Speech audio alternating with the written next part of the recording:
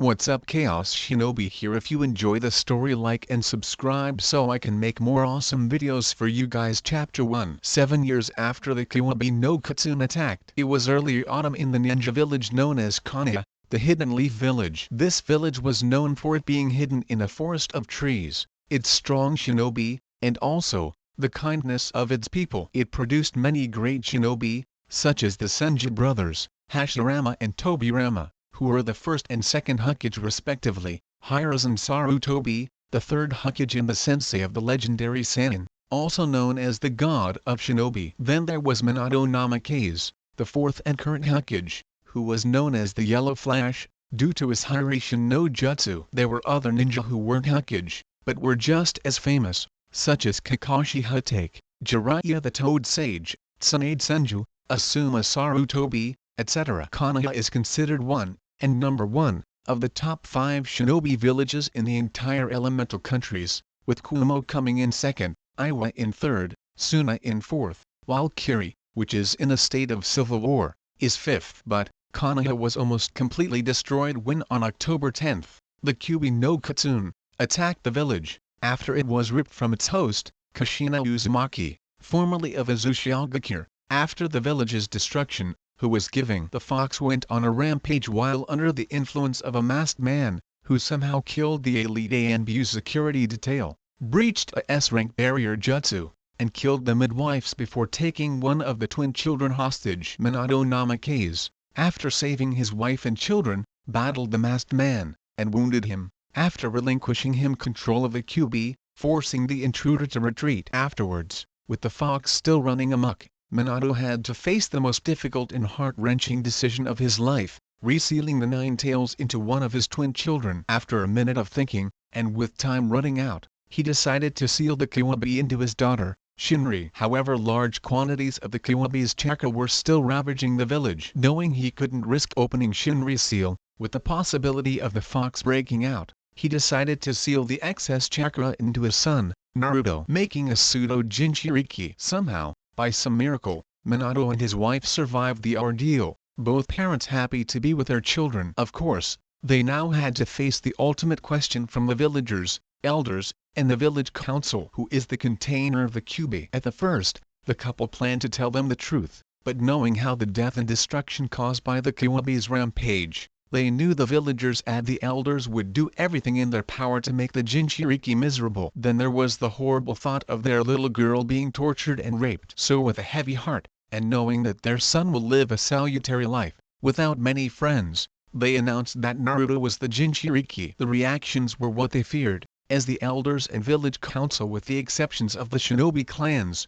sans the Uchiha head, called for the young boy's death or turned into a weapon. It was here that Konoha's reputation in the eyes of the 4th Hokage, and Kushina Uzumaki, was shattered. Minato immediately shot down both attempts and immediately decreed that the older generation are forbidden tell the younger generation of Naruto's status as a Jinchuriki. Of course, this didn't stop them from attempting to harm the young blonde. The Uzumaki Namikaze family lived happily together for 4 years, until Minato and Kushina decided to train Shinri in using the Kiwabi's chakra. For some reason, they never offered Naruto the same training and denied his requests every time. At first the neglect wasn't so serious, but as time went on it became worse and worse. Then Naruto's parents and sister distanced themselves even more from their nearly forgotten family member. That is where we come to today, as Minato and Kushina are training their daughter. Shinri Uzumaki Namikaze was a 7-year-old girl who had red like her mother, and the same eyes. She was busy focusing chakra into her hand, which began to spin until it formed a rotating ball. "Yes, I did it. I finally did it," she shouted, happy that she accomplished one of her father's signature jutsu, the Rasengan. The two parents smiled at their daughter, both very proud of her. "Nice work, Shinri-chan," said Minato. "Keep this up and you'll be able to become a great ninja like me and your mother." Shinri smiled as her parents walked and gave her a hug, or a kiss on the cheek. Watching this, from the top of a tree, was Naruto Uzumaki Namikaze, a boy, the same age as his sister, who had the same type of hair as his father, including the bangs, with red tips. His eyes were the same shape and color as his mother's, but the rest of his face was like his father's. He was wearing a mesh shirt under a green unzipped hooded sweatshirt and black pants with black sandals. The young boy could only look on sadly, wishing he was part of that family moment. But alas, he wasn't, due to them neglecting for his younger sister, who was, unknown to the rest of the village, the Jinchuriki of the Kiwabi no Kitsune. He asked his parents many times if they could train him since he had some of the fox's chakra, but was turned every time. The last and final time didn't end very well, as while doing an advanced chakra exercise, his parents caught him and yelled at him, calling him many hurtful words that no child deserves from a parent. After being scolded, he was sent to his room, and after entering, he curled up in a corner and cried his eyes out, asking Kami why everything was unfair to him. His misery didn't end at home though. Whenever he would leave the house, the villagers would either glared, insulted, spat at him, or, on a dozen occasions, attempt to gain up and hurt him. This happened because his father, though the man hated himself for it, officially announced Naruto as the Jinchuriki of the fox. Naruto cited that he might not be the container of the fox, but one thing is certain, he did contain a Biju. You see, what Minato, Kushina, or anyone in Konoha didn't count on, was that the excess chakra of the fox to actually form into a whole new entity. This entity, based on Naruto's feelings of wanting attention and love from his family, became Naruto's first and one of only few friends he had. Naruto smiled softly, as he remembered how he met his friend. It was after the severe scolding he got from his parents, that while he was crying in the corner, he passed out and went into his menscape. Flashback 1.5 years ago. Naruto's menscape. Naruto woke up to find himself in a forest where the trees looked as tall as 10-story buildings, with the trees themselves being a rusty red, with green on the branches, that were way too far up to reach. Naruto, stunned, pinched himself to see if he was dreaming, but became shocked when he felt it. Whoa, this is really weird, he thought to himself as he looked around, trying to see if he could find anyone else here. As he walked through the forest, he could the sounds of birds singing, and felt calmed by the sound. But then, a new and heartbreaking sound got his attention. Childlike curiosity getting the better of him, Naruto followed the sound, and soon came upon a small clearing, and in the middle of that clearing, he saw a black and furry form curled up into a ball. He then heard the whimpering sound again, this time coming from the ball, and carefully moved toward it. As soon as he bent down and reached his hand toward the whimpering ball. Just as his fingertips touched it, it jumped, revealing it to be a wolf pup. But what shocked is what it did next. "Ah, who are you?" the wolf pup said, causing to blink multiple times before. "Ah," the blonde yelped as he jumped in the air and landed on his bottom. "Why, you just talked," he said as he pointed at the pup, who gave him a slight glare. "Of course I can talk. Got a problem with it?" Naruto didn't know how to answer that as he kept looking at the wolf pup. What are you?" he asked the wolf, "and why were you crying?" The pup's eyes seemed to glisten with tears at that. "Because I'm all alone," he said. "No one is here except me." Naruto's heart ached as he slowly approached the pup again. "How long have you been here?" he asked. "Since after the day your father the excess chakra from the fox into you," he said, causing the eyes of the blonde to widen in shock. "How much do you know about the Kiwabi?" he asked, and the pup sniffled a bit. "The chakra of the fourth Hokage sealed in you also had his memories," the wolf explained, "when he was created by the Rakuto Sennin, to the day he attacked your village. When that ninja sealed the chakra, what he didn't know was that it had gathered some of the first of your chakra, and the chakra of a wolf that happened to be passing through. Thus I was conceived." Naruto's eyes widened at that. "Are you saying you're some sort of Biju?" he said. "Sorta," the wolf said, "and when I was born, I found myself here, alone, without the love of a parent or anything." Naruto looked upon the wolf pup with sympathy as it started crying again. He could somehow relate to this poor little, since he reminded him of himself. "Do you have a name?" he asked, and the pup shook his head. "No, since no one is here to give me one." Naruto then did something that surprised the little pup. The blonde picked up the wolf pup and gave it a hug. "I know how it feels, being alone," he said as he stroked its fur. "How would you know?" the pup said. "You have your parents and your sister." Naruto's eyes gained a sad look. "My family doesn't see me that way anymore," he said, surprising the wolf pup yet again. "They all agreed I'm not worth their time, and so they excluded me as their family." "Sounds like you really don't like them," the pup said.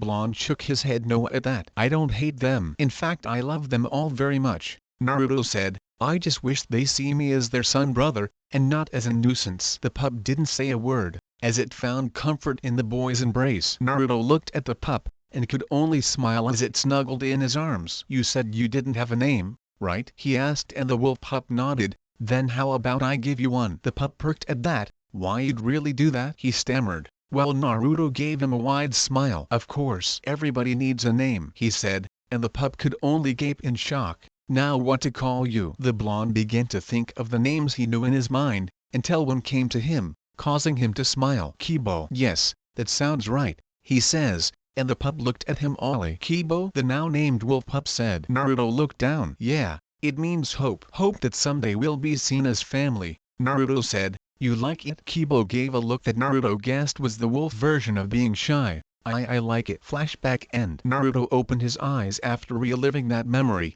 and saw his family heading back inside as it was getting dark. It had been a year and few months since that day. It had him happy to have a true bond with someone, even if that someone was a young Biju. Speaking of which, Kibo had grown much as they found out that he absorbed chakra through the seal. He was now at 3 tails strength, and they made a guess that he would reach 9 tails, since he was basically the son of the fox. When Naruto was 12 years old, the two, with their bond, also perfected the Biju cloak, in which, instead of being the fox's corrosive red and black, Kibo's chakra was a green color. Though it still hurt but not as much as the fox's. His thoughts were then interrupted, as Kibo spoke through their telepathic link. Are you sure it was a good idea not to leave them a note? The wolf Biju said. 2 weeks ago, after another attack by the villagers, the two have decided that they need to find a place to hide, while they train and get ready for the academy. Of course, there's the part of Naruto's family trying to stop him, so he decided to do it the stealthy way. I'm sure Kibo, Naruto said thought sadly, if they notice I'm gone, or where I'm going to be living for the next few years, they'll send Anbu after me. Said Wolf gave a sigh at that. You know, you could have told them about me. Then they could have trained you along with your sister, he said. Naruto could only breathe out at that. It doesn't matter. Besides, I doubt they would believe me, even if I did tell them. Kibo could only look at his container sadly at that. Things were not going smoothly between Naruto and his family. Naruto stopped talking to them, for fear of being yelled at, or punished. He didn't make any suggestions of where they should go, knowing they would pick Shinri's option over his. He decided it was best to stay quiet, and thus, when he trained, he did it outside of the village, out of sight and hearing range of the Anbu and his family. But now, the villagers were getting more and more bold and rabid, attacking him when he is just a few blocks away from his home. Despite a few bruises, he managed to get away all right. It's time for us to go, Naruto told his host, as he placed a backpack on his shoulders, filled with only food rations, a couple bottles of water, and some clothes. I'm still not privy about the place you picked for us to hide in, Kibo said, sounding uneasy. There's a reason why they call it the Forest of Death, you know. Naruto's face sported a look of conviction, as he hopped from tree to tree. Hence why no one will be stupid enough to look for us in there, he said, causing Kibo's eyes to narrow. And why wouldn't they? That place is a virtual hellhole and death trap. Even the Anbu think twice before going in that accursed place. Kibo tried to reason, but Naruto kept on going. We're going in there, and that's final, he said, and the wolf's mouth opened and closed like a gaping fish, before sighing. You're nuts. Seriously, you are, he said, while Naruto chuckled. It's who I am, Kibo, he said. You should know that. The young Biju only gave a deadpan look. That's what worries me. Naruto only laughed as he made a beeline toward their destination. Unknown to them, however, they were being followed by several blurs. 30 minutes later, outside perimeter fence of Training Ground 44, aka Forest of Death. I still think this a bad idea, Kibo said as they arrived at the fence to the infamous training ground. Are you a wolf or a mouse?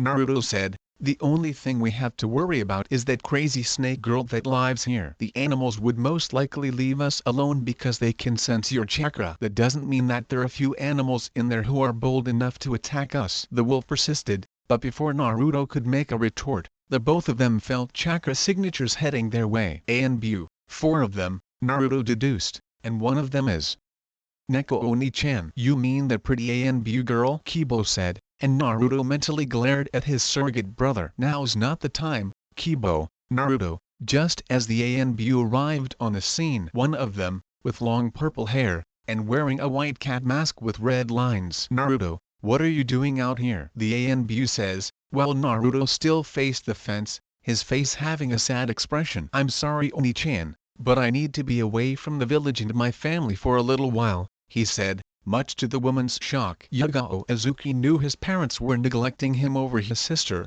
and the villagers' harsh treatment towards him, but she didn't know it was this bad. Naruto, please listen to me, the ANBU captain pleaded. Whatever is happening at home between you and your family, you can talk to me about it, but for now, let's get you home. Naruto's eyes glistened with tears at that word. Home.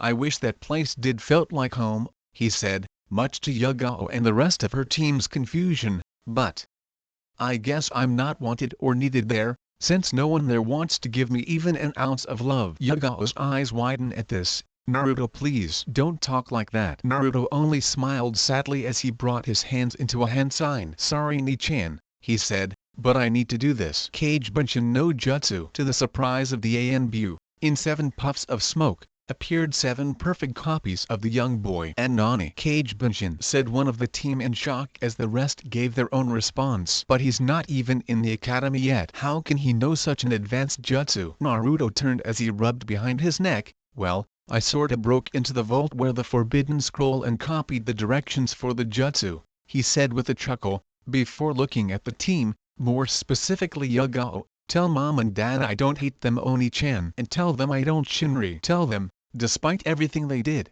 I still love them. With that, and with a chakra-infused jump, Naruto and the clones sprinted into the forest. Shit, what do we do? Shouted the last member, while Yugao bit a curse, knowing one of the best uses for the Kage Bunshin was to use them to throw any pursuers off the original's trail. Turning her head to one of her subordinates, she gave her orders, go get Tenzo and another team and find Anko while you're at it. She knows this place better than anybody. The other ANBU nodded and took off. She turned towards the other two. You two go in after him. If the trail you're following is a decoy, double back and try another trail. The two ANBU were surprised by that, but that place is infested with monstrous animals, bugs, and who knows what else is in there. One of them said, before they felt killing intent directed at them. Get in there, or I will slice off your legs and leave you two for the predators in that forest to feast on, she growled, making them quiver a bit. But what are you gonna do? The second one said, and he swore he could see the eyes of the female ANBU narrowing. I'm going to inform the Hokage, she said, now move. The two hesitantly, but surely darted into the forbidden training ground. Yugao then immediately turned on her heel, and headed straight for the Uzumaki Namake's home. Meanwhile, at said location, Kushina Uzumaki was in the kitchen of the house, cooking dinner for the rest of her family. As she thought about that, she remembered her only son, Naruto. A sad look crossed her face as she remembered how she and Minato neglected him over their daughter. She even remembered how they yelled at him, after doing water walking, an advanced chakra exercise. The cruel words and the tone she and her husband used, had no doubt frightened, confused, and hurt him. And she didn't even realize this until after he fled, a look of terror and fear on his face. Afterward she wanted to apologize, and went to his room that night. What she saw when she entered the room, made her regret even more what she did. Flashback, Naruto's room. Kushina walked up to the door that led to her son's bedroom. She grasped the knob and turned it slowly,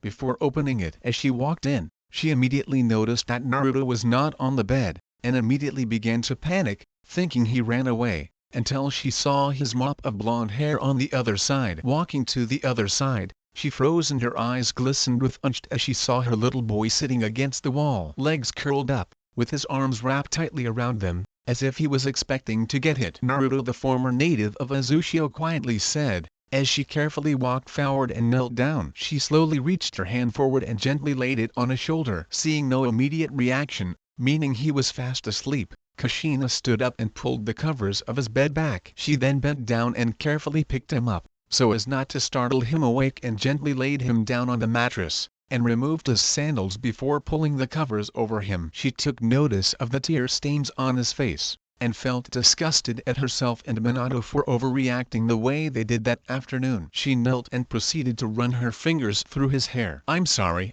Naruto, she said, still keeping quiet so as not to wake him. Me and your father didn't mean to react the way we did. We were just... She shook her head at that. No, there's no excuse. But please know that I still love and care about you, and I wouldn't allow anything to happen to you. She then reached and gave her son a kiss on the forehead. I'll talk to your father about this, she said. We'll try to spend more with you if we can, alright? Especially me. She then stood up, as a lone tear ran down her cheek as a small sad smile formed on her face. "Good night, my little maelstrom," she said, "I will always love you." With that, she quietly left the room, and let her son sleep. Flashback end. Ever since that day, she tried to be there for her son, but he would always leave very early in the morning, and wasn't seen much at all. Add to that Shinri's training sessions took a lot of her time to see him. She had also talked to Minato, and he agreed that what they did to their son was too much. He also tried to bond with Naruto, as well, but the boy was just scarce. Not to mention he also had to train Shinri. However, they promised themselves that as soon as they had more time, they will try to bond more with their son. Her thoughts were disrupted by the arrival of her daughter and husband, with the former being carried on his back, due to her overtraining herself. The red-haired woman only sighed at her daughter's eagerness to become stronger. "Again?" she asked Minato, who sighed. "Yep," he said, while Shinri gave a sheepish grin. "Sorry Kon-chan," said the carbon copy of Kushina as Minato placed her on the ground. Shinri, although was partly spoiled because of her parents' attention was more on her than her brother Naruto, wasn't as arrogant or bratty as most spoiled children were. She helped clean up around, and sometimes made attempts to spend time with her brother, but didn't had much luck because he would disappear. Kushina also saw that Shinri was a little envious of Naruto, because of the freedom he got, but was also sad for him when he was yelled at last year. She smiled, happy that her little girl was not a stuck-up Uchiha, no offense to her good friend Makoto and her eldest son,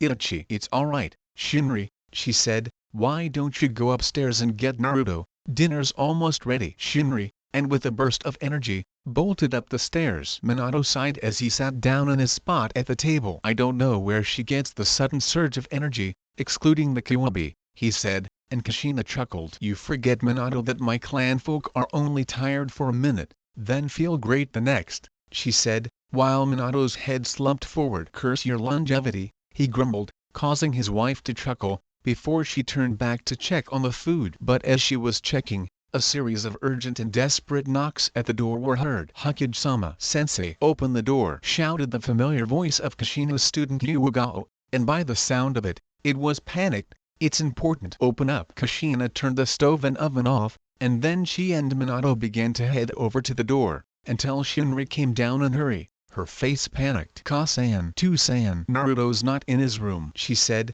and the two parents became concerned, as the knocking continued. "Sensei, open the fucking door!" Yugao shouted again, and this time Kushina went over and opened the door, revealing her student in her ANB uniform and gear, her mask removed, and her face having an urgent and pissed-off look. "Yugao, what's wrong?" she asked. "It's Naruto," the purple-haired woman said, now making the mother and the rest of the family real worried. "What happened?" she said. "Where is he?" "He went into training ground 44, he said, and the house was quiet at that until—" "What?" Kushina screamed, her eyes wide in horror, along with Minato, whose eyes were wide at the mention of that training ground. "The Forest of Death? What's he doing in there?" The Hokage, now terrified for his son, he felt he was unwanted, and he decided the best way to make you all happy was to leave, the ANBU says, as the signs of anger appeared on her face, but he said that despite all the neglect, he still loved you all. The parents and sister of Naruto were shocked by those words.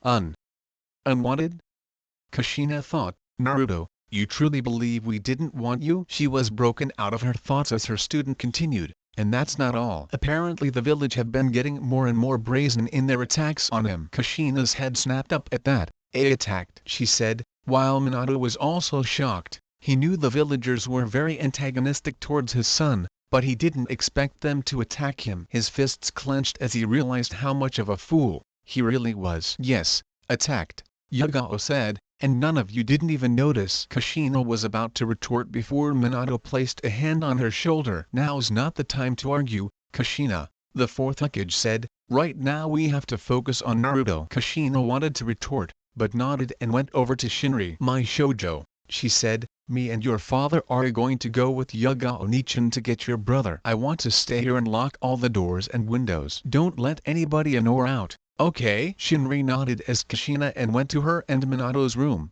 and came back in her Jonin uniform, with her hair in a ponytail. Her Road to Ninja outfit. "Let's go," she said as she walked out the door with Minato following, shutting the door behind them. Shinri, now alone, looked out the nearest window so she could see her parents and Yugao running down the street. "Oni-san, Please be alright with Naruto. Naruto was hopping from one branch to another, as he traversed the gigantic trees of the infamous Forest of Death. So far, he hadn't run into any of those monstrous beasts he heard about. The ANBU that had been tailing him, each went after one of his cage Benshin, not knowing they were following a decoy. Well, at least my decoys have them going the wrong way, Naruto said, while Kibo just sighed. Yeah, that worked at least, the wolf said, but now the things we have to worry about is the animals and the snake lady. Also, it's getting late, and despite your Uzumaki longevity, you need to find a spot to crash for the night. And I suggest someplace high up a tree. Naruto shook his head at that. No, too obvious, he said. We need to find someplace where it will be easy to hide, and harder for them to find. Kibo could only blink, but sighed. But before he could make, his animal senses caused him to stiffen. Naruto, stop, the wolf said, and the Jinchuriki did just that. What is it? Naruto said, concerned at his friend's silence. We're being watched, and it's not ANBU or any other Konoha ninja, Kibo said, greatly alarmed. I just caught a scent through you. It's wolf, but it's different. Naruto blinked at that. How different? Kibo snarled a bit. It smells strong, old prehistoric, he said, and then his eyes widened. And they've surrounded us. I can smell at least 10 to 20 of them. Naruto's eyes widened as he pulled out a kunai while listening and looking all around him. It was half a minute until he began hearing something. Growls and snarls were heard, before out of the shadows appeared at least 24 wolves. But these wolves were different as they looked bigger and stronger than what Naruto read about. They were almost 5 feet long,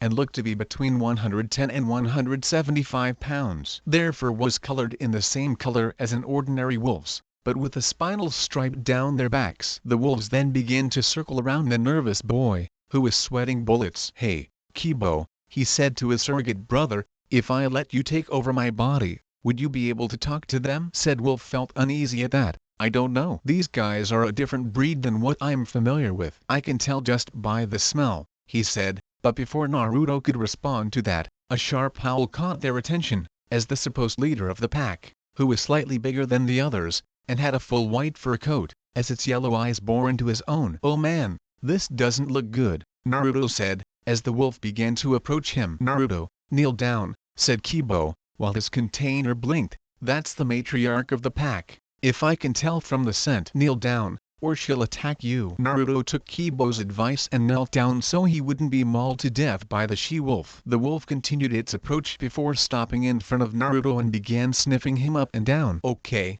this starting to get weird, Naruto thought nervously. Just relax, Kibo said, as the wolf continued to sniff before its eyes widened and began to back off. Naruto's eyes blinked in confusion, while feeling nervous at the she-wolf's actions.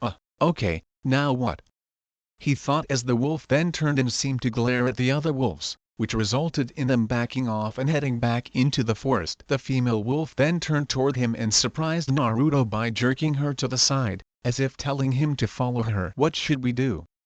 The young blonde thought to Kibo, who only shrugged. We got nothing better to do, let's follow her, the son of the Kiwabi said, and Naruto, hesitantly, began to follow the white she-wolf. Meanwhile, in another part of the forest. Get the hell out of my way! An angry and desperate voice shouted out, as a giant mantis fell to the ground with its head cut off. The voice belonged to none other than Kushina Uzumaki as she cleaved her way through many of the vicious beasts in the Forest of Death that were foolish enough to get in her way. Following behind her was none other than her husband, Yugao, and a few other ANBU, and the training ground's only resident, Anko Mitarashi. They stayed back as Kushina, using a borrowed sword from one of the ANBU, as she sliced, diced, or used any sort of jutsu on the poor unfortunate creatures. Oh man, I know I can be sadist, but even I know not to mess with a mother, who is a strong S-rank kunoichi by the way, Anko said with a small hint of fear, as she watched as Kushina proceeded to beat a giant bear's skull in when it tried to swipe at her. Minato could only look on with worry,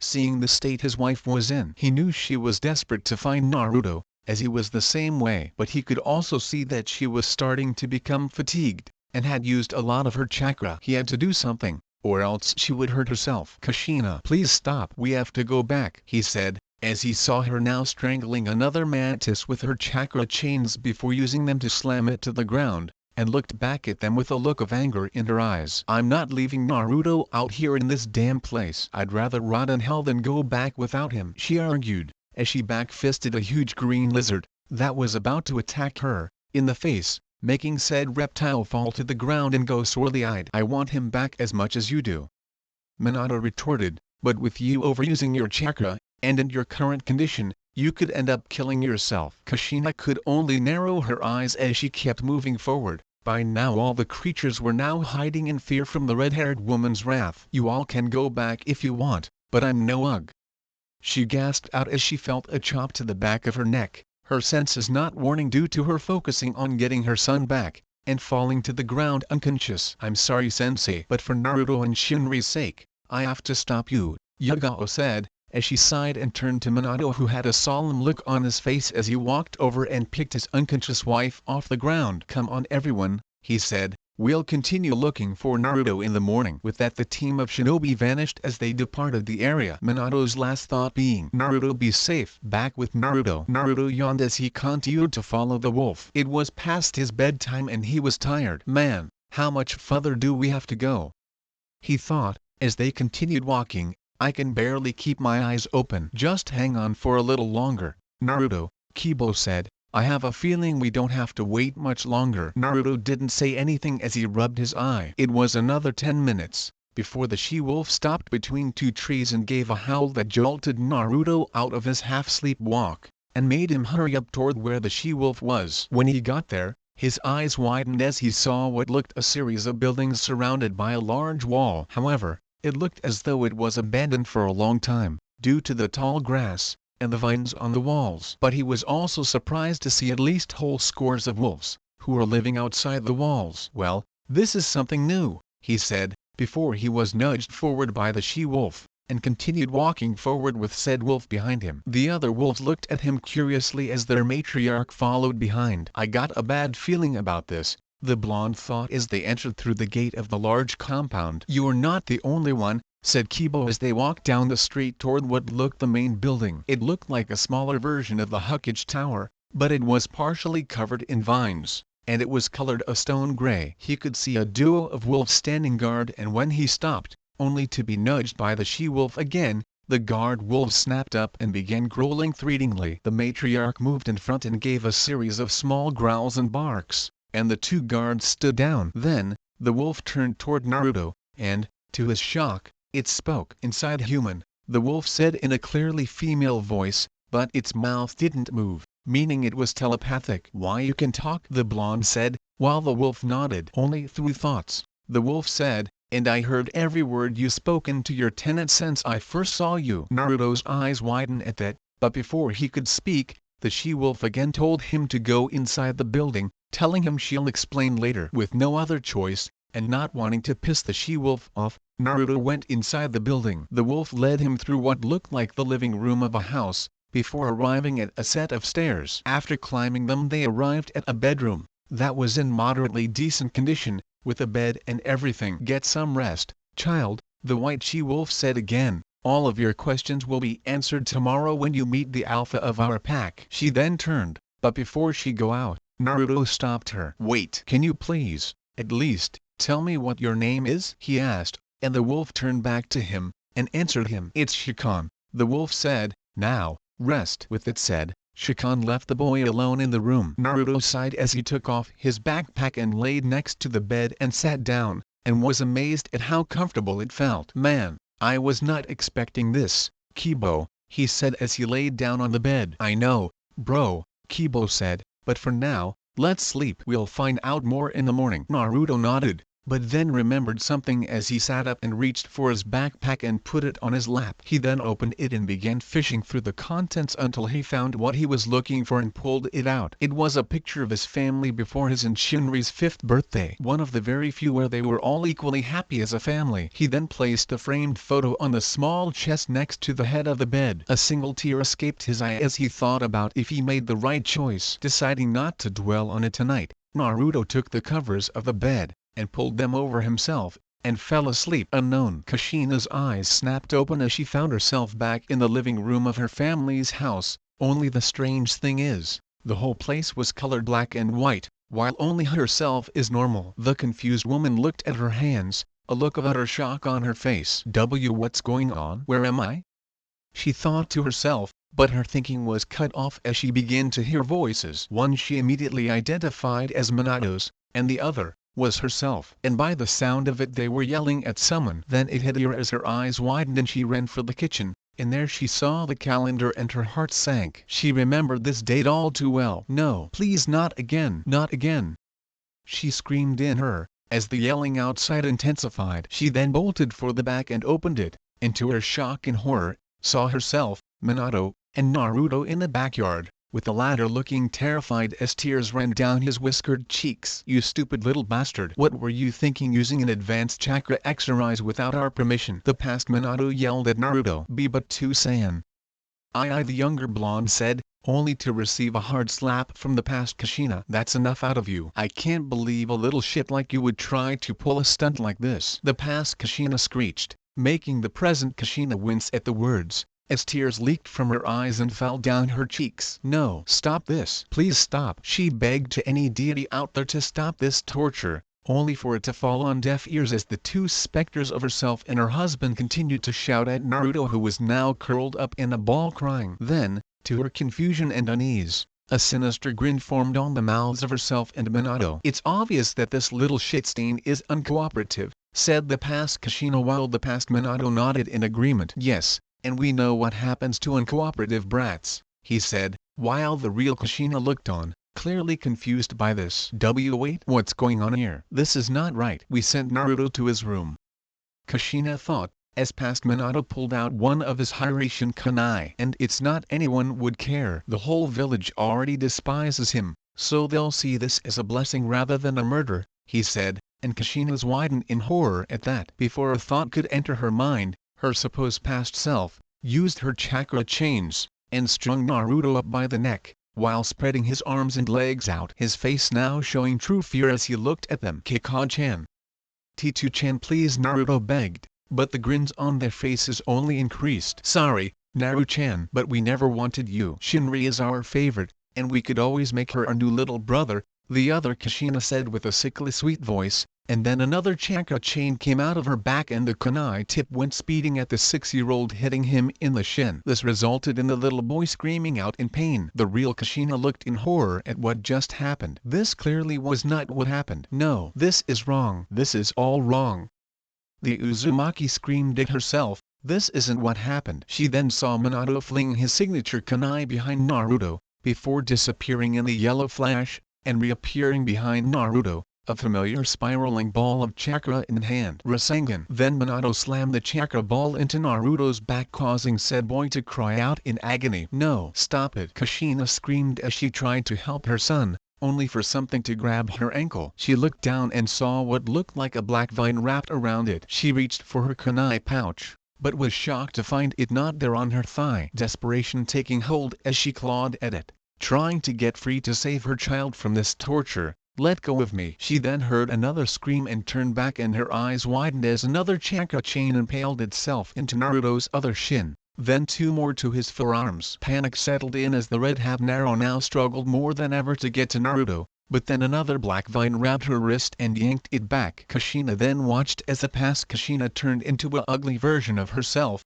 as her skin became horribly burned, her red hair in a greasy mess, her teeth became pin needle sharp, and her eyes a bloodshot demonous yellow, as the same thing happened to the past Minato. Then, two Najato swords sprouted from the ground, their blades, rusted and old. Now for the finishing touch, the now demon Kushina said as she took hold of the sword and yanked the blade out of the ground, with the demon Minato following suit. Yes, time to put this bad dog to sleep for good. With that he stabbed the blade into Naruto's stomach, forcing a strangled cry of pain from the young blonde. Then the demon Kushina proceeded to skip toward the chain-bound boy. Oh, Naru-chan, Naru-chan, the ugly Kushina said, as the real one continued to struggle, as she watched what was happening. If only you've been a good boy, you wouldn't be having this punishment. Kushina could only growl as this thing spoke to her son. But what the demon Kushina said next made her blood freeze. Now, you die. With that simple phrase, the ugly Kushina shoved the Najato into Naruto's neck,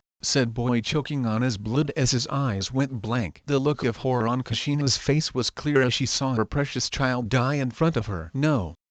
No! She screamed just as the vines, the chakra chains, and the ugly versions of herself and Minato vanished. As Naruto hit the ground, the distraught mother immediately rushed over to her son, and scooped him up into her arms, tears cascading from her eyes as she looked at his small and moving body. The world around them, nothing but darkness. Naruto, Naruto, Kushina wailed, as she tried to wake him, but with no results as his eyes were rolled back, and lifeless. The mother, seeing no response, cradled her son's body, while rocking back and forth. Naruto, I'm sorry.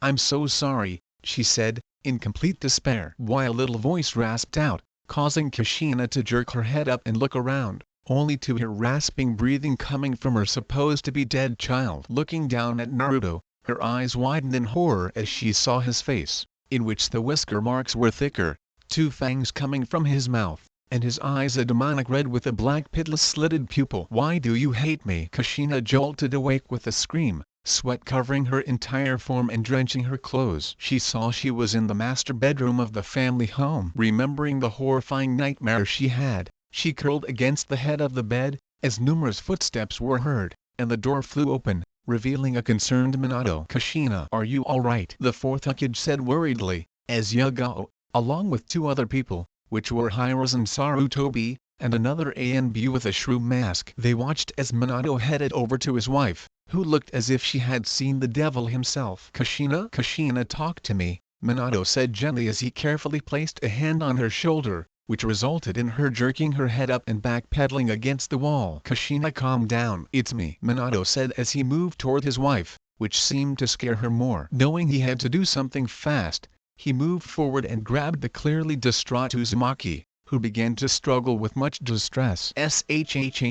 Kushina, shh, the blonde said calmly, and repeated the process until she calmed down, and then hugged her husband and began sobbing. It's okay Kushina. Now, tell me what happened. Kushina could only cry more as she remembered the horrible nightmare. See can't. It was so horrible, she said between her sobs, and Minato turned to the other ANBU. Go get Inoichi, now. Tell him it's an emergency, and that I need him, right away, the Yondaime ordered, and the ANBU nodded vanished in a shunshin. It was at the said moment that Shinri came in, concerned over her mother. She was about to speak, when Hiruzen stopped her and shook his head. Your mother just had a nightmare, Shinri-chan, the retired Hokage said. It would be best if you didn't disturb her right now. Shinri wanted to protest this, but knowing she wouldn't win in an argument simply nodded, and left with the Yondaime. Yagao stayed as she looked at Thur-sensei, who was being comforted by Minato, curious about what the nightmare was, but also had a good suspicion to what, or who, it was about. It was 20 minutes later that Inoichi arrived and saw the state the former Jinchuriki was in, and immediately knew that this was bad. Hokage-sama, I came as soon I was informed by the ANBU, the Yamanaka clan head said as he approached the couple. And a good thing you did, Inoichi, Minato said as he continued to hold his wife. Kushina had a nightmare, and judging by the way she woke up from it, I can only guess it was a terrifying experience for her. Inoichi nodded as he looked at the sobbing Uzumaki, as she uttered her son's name over and over. And you want me to use my mind transfer jutsu to see what her nightmare was, he said, knowing perfectly well what the Hokage wanted as he nodded his head. Yes, I need to know what it was about, he said, and his fellow blonde nodded as he turned to Kushina. Kushina, listen to me, Inoichi said, getting the woman's attention as she lifted her head, revealing her tear-stained face, and red puffy eyes. I know you just woke up from a nightmare, but I need to go into your mind and find out what it was. Can you relax so I can do this? Kushina hesitantly nodded her head, as Minato stood up and gave the two some space. After bringing a chair to the side of the bed, Inoichi raised his hands in the signature hand sign for the jutsu before going limp and inside Kushina's mind, causing said woman to also go limp. It was 15 minutes, before Inoichi and Kushina woke up again with a start, the latter's face showing shock and horror. Kami, have mercy, he said, as he placed his hand on his head in order to alleviate the memories of the hell he just saw. Inoichi, what is it? Minato said in worry as he helped his wife sit back up. The Yamanaka clan head could only look at him with a pale face, his eyes shaking at the images he observed. I can only say this, Minato, he said calmly, but with a tinge of fear in it, For what I saw in there, you wouldn't like it." Minato could only blink at that. What was it? That was so horrible, it scared his normally brave love half to death. He then moved toward the Yamanaka, who looked as if he was ready to vomit. "Let me see it," he said firmly, making Inoichi and Kushina jerk their heads toward him. "Minato, no, I don't want you see it," Kushina begged, with Inoichi agreeing with her. "Trust her and me on this, Minato." "You don't want to," he argued, as his fellow blonde nodded. "You're right, I don't want to," Minato says, until he gave a determined look. "I need to, because whatever it was that frightened Kushina so bad, it no doubt concerns Naruto." He then narrowed his eyes. "So I am ordering you, Inoichi. Let me see what you found in Kushina's mind." Kushina looked at her husband with worry. Minato. Inoichi blinked at that, but could only as he motioned for him to sit. "Don't say I didn't warn you," the Yamanaka clan head said, as he proceeded to share what he saw in Kushina's nightmare. When they finished, Inoichi immediately saw the reaction they knew would happen, as Minato paled, and proceeded to grab the nearest waste basket and puke his guts out. "Sweet Kami in heaven," he thought to himself, "that was. I don't even know how to describe it." The Hokage then stood up and walked toward the bed and proceeded to wrap his wife in a hug. "Listen to me, Kushina, what you and I saw in that nightmare wasn't us," he whispered in her ear. "That never happened, and it will never happen. I would rather kill you and myself before we ever hurt one of our children, especially Naruto." Kushina only began to sob more as Minato turned toward Inoichi. "Thank you, you can go home now, Inoichi," he said, and the man nodded before leaving. As Yagao looked on, what could that nightmare be that frightened 2S rank and 1A rank shinobi? Meanwhile, in Training Ground 44, as morning came over the compound in the Forest of Death, one certain blonde-haired Jinchuriki was still sleeping as his door opened. 3 pairs of yellow eyes peeked inside and saw the human on the bed. Naruto remained on the bed, unawares as 3 figures headed toward him. When they arrived at the foot of the bed, they then crouched down, and then as one, leapt on the sleeping 7-year-old. The results were obvious. "Ah!" Naruto screamed as he felt the weight of something furry, and smells like the forest, on him. "What the? Hey, get off of me!" The 3 things that attacked him were 3 wolf pups. They were colored the same way as the other wolves he saw last night, but there were minor differences. One had 2 white claw-like stripes on its shoulders, another had a brown circle around its eye, and the last one had heterochromic eyes, one being yellow, the other brown. "Hey guys, come on, get off!" Naruto shouted again. It was then the pup with the heterochromic eyes spoke to him, in a young girl's voice. "Shikon-sama sent us to get you, so up and at him," the pup shouted, and then proceeded to grab him, by biting his hand, and dragging him out of the bed. "Oh, let go of my hand!" the blonde shouted again, but the young pup ignored him and continued to pull the young blonde out of the room with the other wolf pups following right behind. They led Naruto out of the main building, down the main road, before turning left and exiting the small compound. The other wolf saw the comical scene, and Naruto could swear he heard a few snickers. It was a few minutes before they arrived at a small hill with a cave opening big enough for a caravan to file into. Outside the cave was Shikon, along with 2 other wolves. The young pups brought the runaway blonde in front of Shikon, who looked on with a neutral gaze. "I assume you slept well, child?"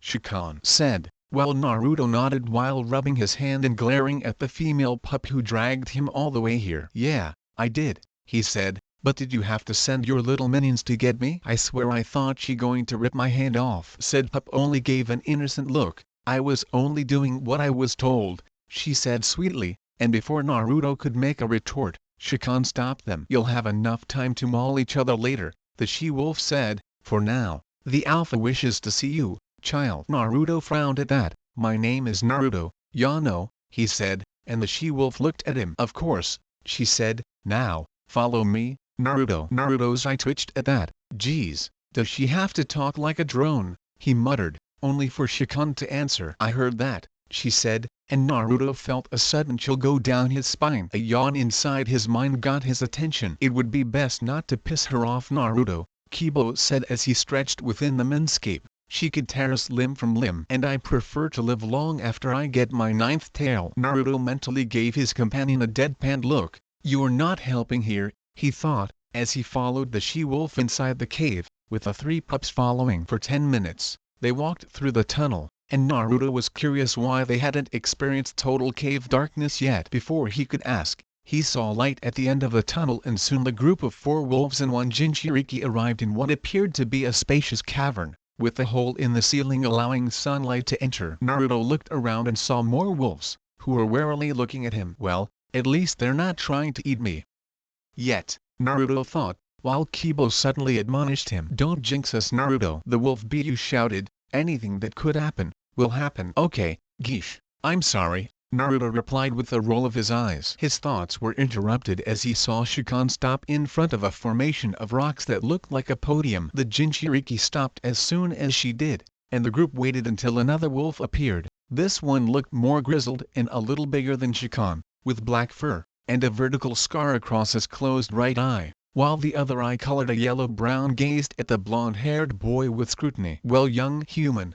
the wolf said in a gruff, but strong voice, I'm amazed you managed to survive the forest where we made our home, ever since Shikon informed me about you. But I'm curious to say why you came into the forest of death, when others have second thoughts. Naruto gave a sigh. Somehow he knew that explaining his story will make things a little dicey. Chapter 2. 5 years later. Forest of Death. Hidden compound. 5 years after Naruto leaves home, a single 12-year-old, blonde-haired, blue-eyed, whisker-marked boy was outside the seemingly abandoned compound, practicing a kata for a taijutsu style he found in the said complex's library. He was at a height of 5'4" and was wearing a forest green-colored jacket, with burnt orange stripe going down the sleeves, over a black t-shirt, black shinobi pants, with white tape around the ankles, and dark brown-colored ninja sandals. This was Naruto Uzumaki Namikaze, now a preteen, and now ready to leave the forest, and back into the village. He had made some trips back into the village, but only stayed for a half an hour, and stuck to the shadows so he wouldn't be found. He had stayed at the compound, which his friends, the Hizen Okami, helped him after he told him how he ran away from his home, feeling unwanted, and wanting to become stronger. He even gave the tidbit how he was the Jinchuriki of Kibo, much to the Alpha's intrigue, and the other's shock. The former then approached him, and after giving him a few sniffs, and looking into his eyes, he nodded and said to him that he told the truth. He then introduced himself as Sabikaiba, the Alpha of the Hizen Okami 1. He then told him how he and his pack were the last of their kind after being mercilessly hunted by poachers and ninja who saw them as a threat. He explained how they were saved and protected by a clan of samurai ninja, known as the Iesirei, who brought them to the Forest of Death. Before Konoha's founding, the Iesirei had the ability to talk telepathically to animals, and taught the wolves how to do it. The wolves and the humans coexisted in peace, until around the village was founded by Hashirama Senju. The clan leader of the Iesirei at the time, Makuzai, told the pack to stay in the compound while he formed a genjutsu barrier that kept out anyone from entering the grounds, unless they were brought there by the inhabitants themselves. It was the reason why every Chunin exam that Konoha had sponsored, that no one had ever found the place. Unfortunately, the Iesirei never returned, and the pack assumed they were wiped out. Naruto was awed after he was told this story. He then asked the Alpha of the pack of what would happen to him now. Sabikaiba's response was that Naruto was allowed to use what he needed to do his training, but was restricted to go to the nursery, due to that area being where the newborn cubs were born. Naruto nodded in understanding at that, knowing a pregnant wolf giving birth was more protective and dangerous, and would kill him with no hesitation. So, for the past 5 years, Naruto has lived, trained, slept, and learned at the former Iesirei compound. He even made friends with the 3 wolf pups, Kakashoku called Koka for short, Basho, and Katatsum. The 3 became familiars to Naruto, like canines in the Inuzuka clan would, and the 4 became notorious for their mischief. Speaking of the 3, 3 brown blurs slammed into the blonde, forcing him to fall on his back, with the 3 canines licking his face, causing him to laugh and begging them to stop. Okay guys, settle down. No, not there, Naruto shouted while hearing their laughter through their minds. Eventually the 3 stopped their torture of the Jinchuriki. Sabikaiba Jiji wants to see you, Naruto, said Koka. Says it's time for you to return to the village. Naruto sighed solemnly at that. Return? Huh? He said he had been having dreams of when he will return home. Most of them not good. The blonde shinobi in training wondered how his family will react seeing him. Will they ignore him? Shout in anger? Whatever. He didn't know. He couldn't tell his parents or the people who protected him know about the villagers' abuse on him, fearing his parents will look down on them, and also when a group of them attacked him and threatened to kill him if he ever told his family. Not knowing what else he should have done, he kept his mouth shut. But one thing is for sure, he was prepared to deal pain on any villager who had any thought of gaining up on him. While he was not prepared to deal with shinobi higher than Jonin rank, he was strong enough to deal with any chunin. He learned from the Dsclaimers library of jutsu scrolls, along with taijutsu and kenjutsu styles. He found out that the clan were knowledge seekers, going out and recovering scrolls, books, tomes, and other artifacts back to their compound. One of these artifacts was a set of swords, known as the Kazuhoko. The set contained a pair of swords, a regular katana, and a wakizashi, the latter of which was a perfect fit for him, since he needed to grow out a little more to use the katana. He kept the wakizashi in a storage seal on his left forearm. Other interesting items he found were religious, astronomical, and things that would make any village in the elemental nations go batshit crazy for and cause a war over this. And he now knew why this compound had to be kept secret. Not just to keep the wolf pack safe, but to protect the treasure of knowledge from those who would misuse it. Sighing and shaking his head of these memories, he stood and began to follow his three friends to where Sabikaiba was. 5 minutes later, it didn't take to find the old pack leader as he's standing in the same cave when Naruto first came here. "You wanted to see Misaki or Jiken?" Naruto said to the old wolf, who turned to look at the blonde with his good eye. "You know I don't like that nickname," he said with a slight growl. Naruto scratched the back of his head sheepishly. "Sorry, but you know I like to call you instead of Sakikiba-sama, so it won't make you think you're arrogant," he said honestly, while the old wolf sighed in resignation, as the three pups snickered. "Why do I even bother?" he thought to himself. "Aside from that, I asked for you to meet me, because I believe it is time for you to return to the village." Naruto made a small wince at that. I don't think I can, Sabi-oji," Naruto said uneasily, as he looked down, his hair shadowing his eyes, while his three friends looked at him in concern along with Kibo.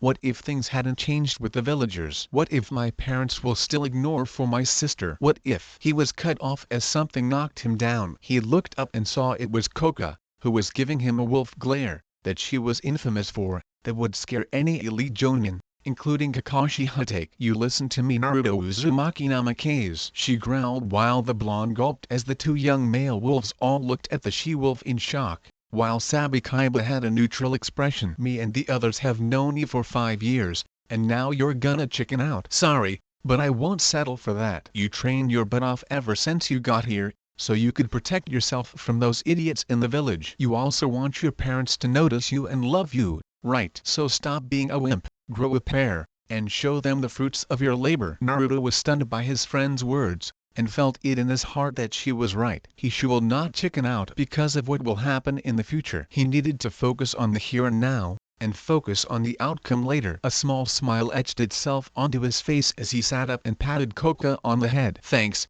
I needed that," he said, and looked at the elder wolf. "I think I'm ready to head home now." Sabikaiba gave a small but noticeable grin. "If wolves could do that anyway, then go, young Naruto. Show your village that you're no longer a defenseless target. And what happens when a wolf is cornered?" the alpha says, and Naruto gave a grin of his own and nodded, before turning to his friends. "Let's get going then, shall we?" Meanwhile, back in Kanoya Uzumaki Namikaze's home, it was quiet in the home of the Yondaime Hokage, and his family. Minato was at the tower doing his duty as Hokage, while Shinrei was at the Ninja Academy preparing for her graduation in a few months. So, that meant the only person in the house was Kushina, who was standing by the window looking outside, toward the forest of death. A solemn look etched on her face. It had been 5 years since her son left. Out of hurt, neglect, sadness, and abuse by the damn villagers who had the gall to hurt her son. When the news about Naruto running into the forest was leaked to the villagers, there were celebrations in many of the bars and stores that wrongfully despised him. Of course, due to the drunken state of these foolish morons. It was also how Minato and Kushina found out how they were not informed or were not told by Naruto of his abuse. Apparently the mobs who trapped and beaten him had threatened their son a gruesome death if he told his family or the people who were kind to him anything. The civilians on the village council also helped in keeping this information of their son's abuse a secret. As a result of this, Minato and Kushina immediately killed the shinobi who were involved personally, by the former unleashing his fury via Hiraishin Virtue, and Kushina using her half of the Kyuubi chakra and her chakra chains. They then sent the villagers who hurt Naruto to Ibiki, who made them sing like canaries, and them in prison for 50 years. The civilian counselors threw a bitch fit, but Minato shot them down and declared the civilians suspended from council meetings and banned them from shinobi affairs. But that still didn't heal the wounds in Kushina's heart, or her soul. She kept having nightmares about Naruto being killed in grisly ways, and then reviving with dead eyes and demanding why she abandoned him. After one of those terrible nights, she once attempted suicide, only to be stopped by her best friend, Makoto Uchiha. She then was placed on suicide watch for half a year until she finally straightened up with help from her husband and daughter. A few tears leaked from her eyes as she thought about the child she foolishly neglected and left in shadow. Even though Yagao told them he didn't hate her or the rest of the family, Kushina knew that Naruto would never trust them again, especially her. She had spent a lot of time in her beloved son's room, either making sure it was kept neat when or if he came home, or would release tears. Naruto's Sochi. She thought, I'm such an awful mother. She heard a knock on her door, and stood up. I'll be right there, she said softly, but loud enough for the person on the other side of the door to hear her as she wiped the tears from her eyes. When she opened the door, she smiled as there on the other side was none other than Makoto Uchiha, her best friend from her Genin days. Hey Makoto, how are you today? He said, as the now Uchiha matriarch smiled back at the woman who she'd known for years. Now you're probably wondering why Makoto is now the clan head and alive, right? Well, I'm gonna educate ya. On the night the Uchiha clan was massacred by Itachi on orders by a very, and I mean very, reluctant Minato. She was visiting Kushina when the Uzumaki attempted suicide, and took her to the hospital. Basically, her being late home saved her life from being killed along with 2/3 of the clan. Now she was helping raise her youngest son Sasuke, while leading the remnants of the clan. Makoto gave Kushina a smile in return, but could see her friend's smile didn't reach her eyes. And she knew why. Hello Kushina, I just came over to see how you were doing, and how you were holding up, she said, and watched as Kushina unconsciously rubbed her wrists. I've been fine Makoto. Really, I'm not planning on offing myself anytime soon, Kushina said in a vain attempt at humor, while Makoto sighed. Kushina said. Uzumaki chuckled nervously as she scratched the back of her head, knowing nothing escaped her best friend. Makoto could only shake her head. She knew that Naruto running away was hard on her, and was now becoming even more desperate in seeing him again. He will come back, Kushina. Maybe not today, maybe not tomorrow, but he will come back, I promise you that, she said, while Kushina sighed as she led her friend to the living room of the house. I wish I was more confident about that, said the depressed mother. But how would I know that he doesn't hate me for my part in his misery? Hokage Monument. Well, here we are, for good this time, said Naruto as he stood on the head of his father looking over the village he left 5 years ago. Yep, the village hasn't changed much, that's for sure, said Kibo, who was also looking at the village through Naruto's eyes. Said Blonde nodded, as his 3 wolf friends appeared beside him. Say, you think we'll meet that Hyuga girl we rescued a year back? Said Basho. We might. If I remember correctly, that girl had some serious confidence issues until Naruto set her straight. Of course, after we beaten those Kumo pricks down, answered Katatsume. Not to mention the look in her eyes when she looked at Naruto, added Koka, who was mentally grinning as she saw Naruto's face having a tinge of red on his face. Very funny guys. Very funny. The blonde Jinchuriki groaned out, as he looked at the Hokage tower below. He gave a hollowed sigh, knowing he was going to face his family and be asked a lot of questions of how he survived the forest. Turning back to his 3 Hizen Okami friends, he nodded as he gave one command. Let's go meet the old man. Hokage office. Minato sighed as he read another document that needed to be signed. Although the paperwork had dwindled due to the civilians being banned from any, if not all, council meetings, there was still plenty of it to go round. How Sarutobi-sama survived this bullshit, I will never know, he said to himself. But one thing is for sure, I'm not gonna sign some bullshit that gets Naruto banished or labeled a missing nin. It had been a grueling 5 years for Minato and his family when his son, Naruto, ran away from home and into Training Ground 44, or the Forest of Death. He had been sending A and B search parties in there to find him, but they all came back exhausted, banged up, and empty-handed. Then there was his wife's attempted suicide, which was thankfully prevented by Makoto, who survived the Uchiha massacre due to her husband, Fugaku's coup attempt. And after that, Another attempt by Kumo to steal the Byakugan by kidnapping Hinata, but this time, the Kumo Chunin sent to get her were found alive, though were covered in bruises, and, to the surprise of the rescue team, bite marks from canine teeth. The Chunin were sent back to Kumo, and with a warning not to try to steal the Byakugan, again Hinata still refused to tell who it was that saved her, but since that day, she had been training non-stop, much to Hayashi's pride, and to the elders' worry. And then there were reports from Jiraiya about Orochimaru taking over Rice Country, and building his own ninja village, and the sightings of an organization with unknown intentions called Akatsuki. He sighed as he rubbed the bridge of his nose. Things were getting hectic with each year. But, despite all this, the one thing that had him most edgy about, was his son. After he, along with Kushina, had found out that the village had beaten Naruto behind their backs, and threatened him with death, he and Kushina showed no mercy to those that harmed their child. He cursed himself,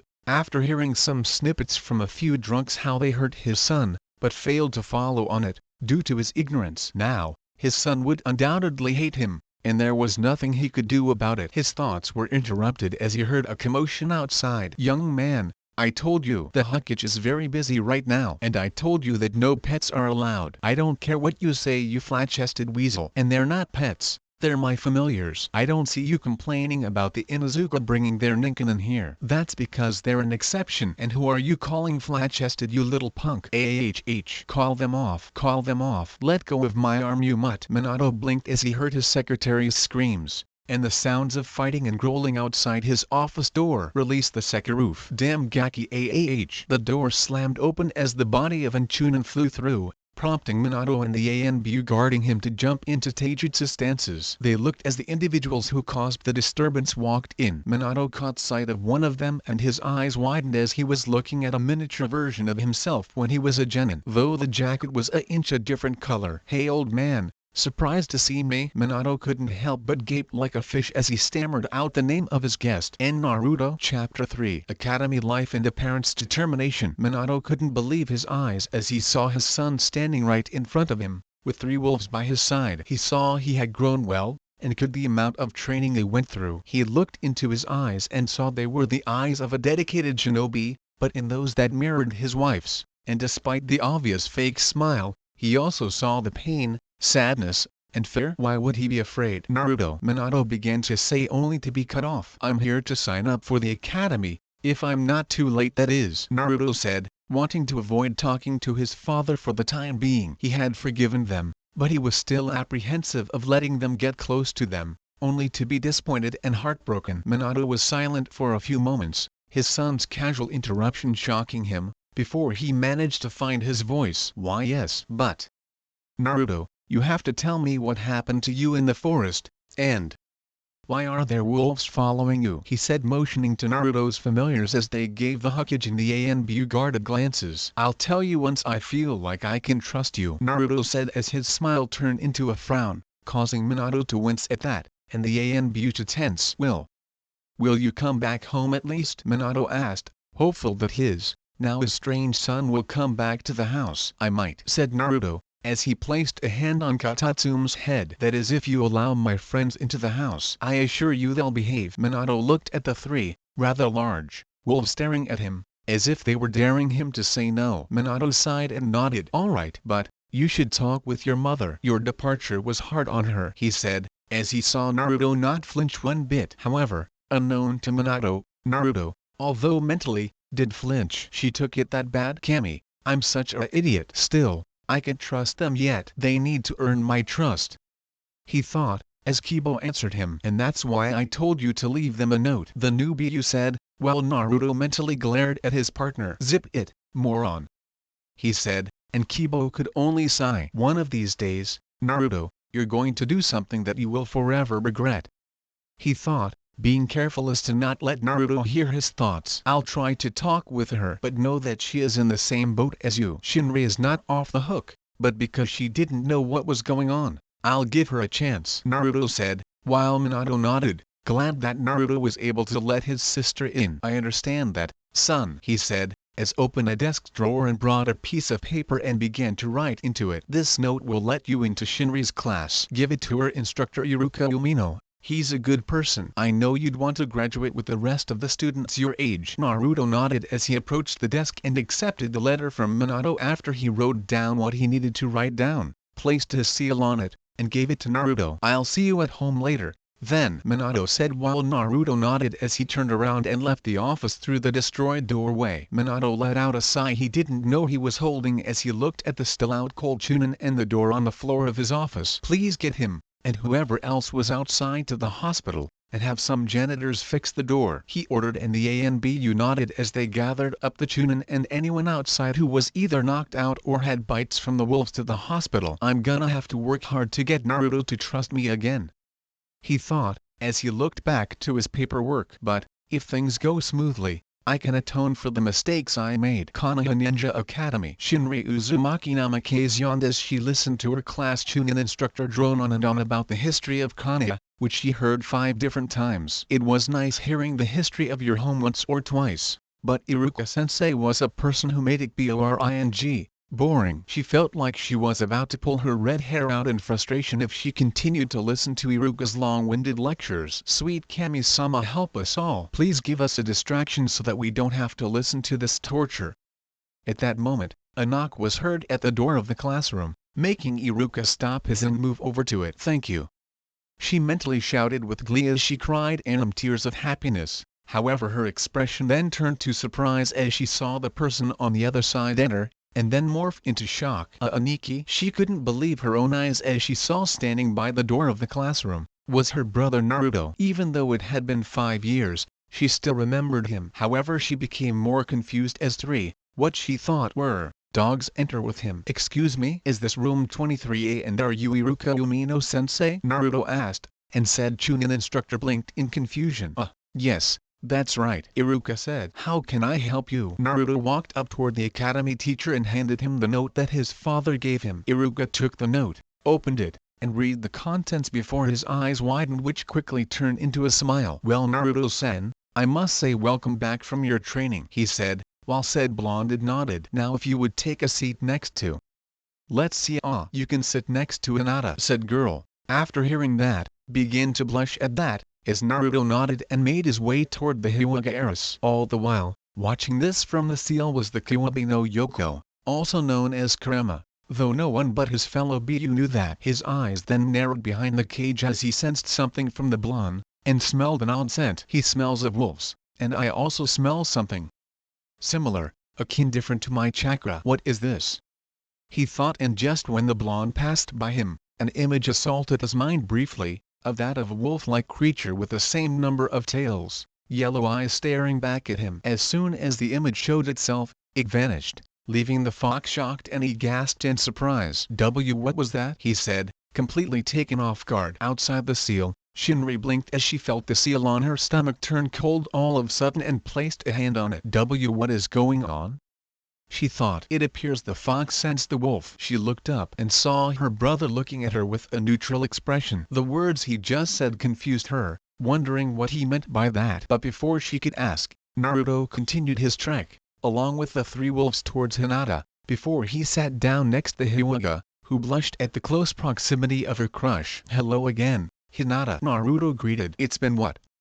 4 years since we first met. The shy, but now confident, Hyuga didn't say anything, but nodded her head. Naruto couldn't help but chuckle a bit. Relax, I won't bite, he said cheerfully, as he placed his hand on her shoulder, making her blush like a tomato. Watching this was a boy with brown shaggy hair covered by a hood with a puppy in it, with brown slitted, fang-shaped tattoos, and feral features. Growled as he glared at the blonde's moves on the Hyuga heiress. This was Kiba Inuzuka, the heir of the Inuzuka clan. When he took one sniff of the blonde, he felt in his bones he was a threat to his role as the alpha male, and the 3 wolves accompanying him made him feel on edge. He wasn't the only one, as Sasuke Uchiha, the last heir of his clan until he married and had a child, also felt uneasy by the aura that the blonde was giving. Shikamaru Nara, another clan heir, had a look of boredom on his face, but in fact was studying the new student. He wasn't the only one, as Shinobu was looking at the prodigal son of the Hokage was conversing with his friend. Okay everyone, Iruka said,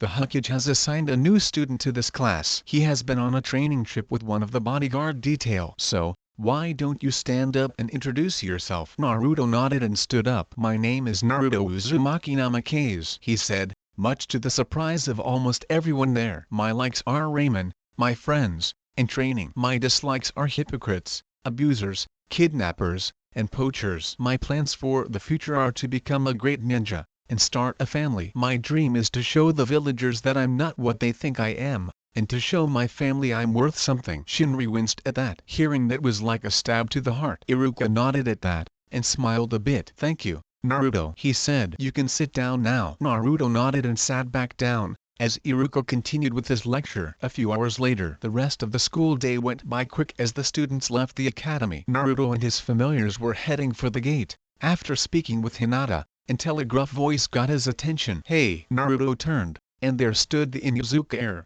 giving him a death glare. Yeah, how can I help you? Naruto said, and Kiba's glare, if it could, got more intense. Stay away from Hinata, he said, and the blonde rose an eyebrow at that. Why? She apparently likes having me around, he said, and the Inuzuka heir's face became red with anger at that. Just shut up and stay away from her, wolf boy, he shouted, and attempted to march at him, but stopped and became unnerved as the three wolves began to bristle and growl at the feral dog boy. I wouldn't shout at me if I were you, he said warningly. My friends are very protective of me, and if anyone tries to harm me, they attack. The Inuzuka just glared at Naruto before giving a humph and storming off. Naruto sighed as he shook his head, knowing about the rivalry between dogs and wolves. While dogs were loyal to their masters and would die to protect them, wolves had no masters, and were loyal only to the pack, and looked after one another like family. In Naruto's view, dogs and wolves were like samurai in a way. The dogs were the ones who served a lord until their last breath,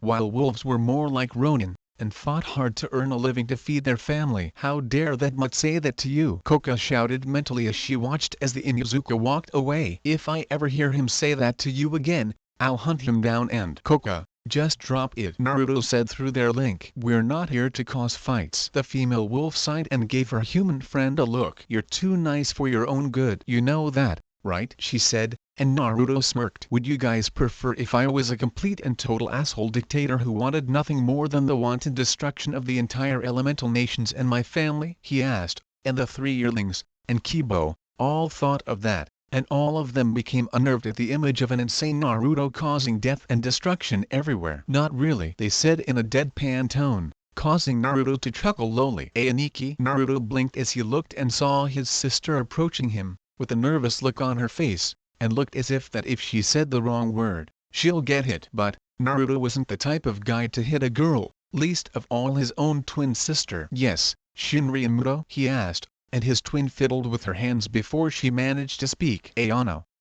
Would you like to walk home with you? He finished for her, and she nodded as she looked to the ground. Naruto sighed as he shook his head. Why not? Her head perked up at that. But, he said with a raised hand, I suggest you don't to cling onto me like a parasite, or else my friends will mistake you as a threat. Shinri deflated at the parasite comment, but she nodded as she moved to stand beside her brother, the three wolves, looking at her with wary but calm glances. She was tempted to pet one of them, but the look in their eyes prevented her from doing that. The two siblings then left the academy grounds together, heading in the direction of their home. 20 minutes later. It had been 20 minutes since they left the academy, and Naruto had noticed how the villagers now acted towards him, as they gave apologetic bows, or looked away from him in shame. Shinri noticed it as well, since the truth was revealed how her father confessed to lying about the kiwabi being sealed into her brother, and was instead sealed in her. A large number of villagers became depressed after that,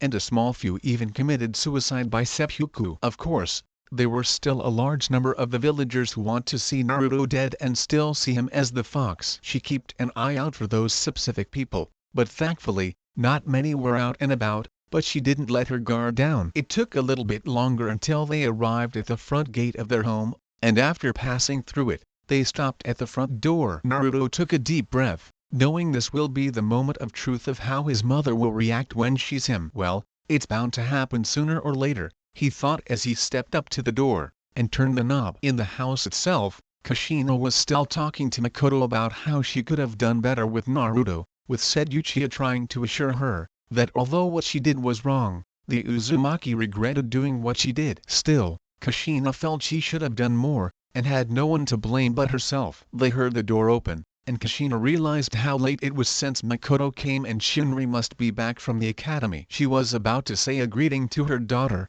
but stopped when she saw Shinri enter the room with a look that told her she was being apprehensive about something. Makoto noticed it as well as she blinked in confusion. "Hey Kosan, Makoto Oba," the young redhead said nervously, now making the two women more confused. "Shinri, what the mat?" She stopped as her eyes widened as she spotted someone come out and stood beside Shinri, a person who she never saw in a long time, now grown up, and dressed like a true shinobi. The same blonde, red-tipped, hair, in the same style as her husband's, cerulean blue eyes, and 6 whiskered-shaped birthmarks, 3 on each side of his face. Makoto was in the same boat as Kushina as she saw her best friend's son, now standing right here in front of him, standing next to his sister. She then took notice of the 3 wolves standing at his side. She was a little nervous at the 3 animals, but right now, her main concern was for Kushina, who had tears about to spill from her eyes. "And Naruto," she said, her voice barely above a whisper as she slowly began to approach her son. Is it really you?" Naruto didn't say anything,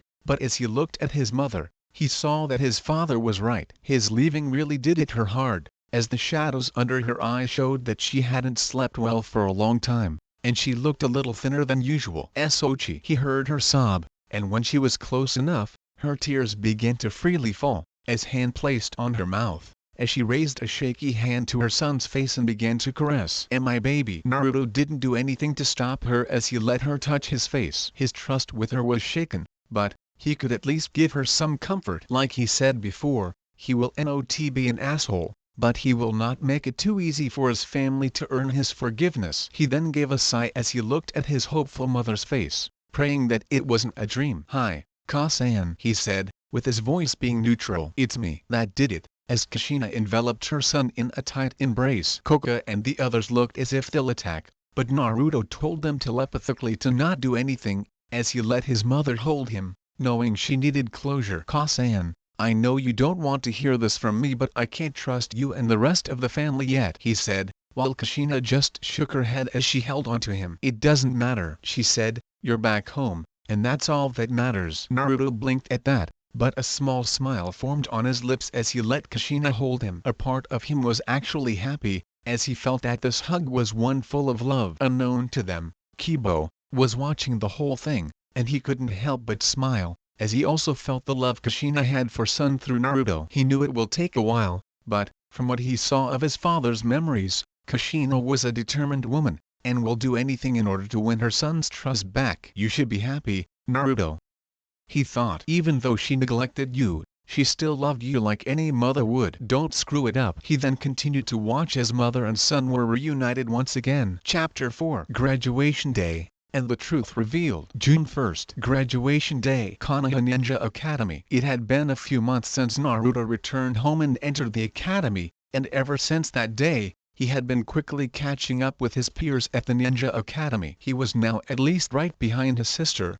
and Sasuke, his self-proclaimed rival, who after seeing his skills would challenge him to a fight at any chance he got. Of course the young Uzumaki Namikaze either just ignored him, or his 3 wolf friends jumped the Uchiha, sending the raven-haired boy squealing like a little girl. The second one made him and Shinri laugh, while pissing off the Amos fan club, led by Sakura Haruno, a bright pink-haired, howler monkey of a civilian. As for his relationship with his family, he had been slowly, but surely, opening up to them. One plus came from his father, who told him that if any of the remaining villagers and shinobi who hated Naruto ever attacked him, he was free to retaliate. Another plus came from his mother, who was more determined to win back his trust, as she had made sure his room was well taken care of, and bought some replacement equipment for him from a ninja surplus store outside of the village, and dealt pain to a few shinobi who tried to pull a fast one. He said it wasn't needed, but Kushina told him that she will continue to protect him like she was supposed to,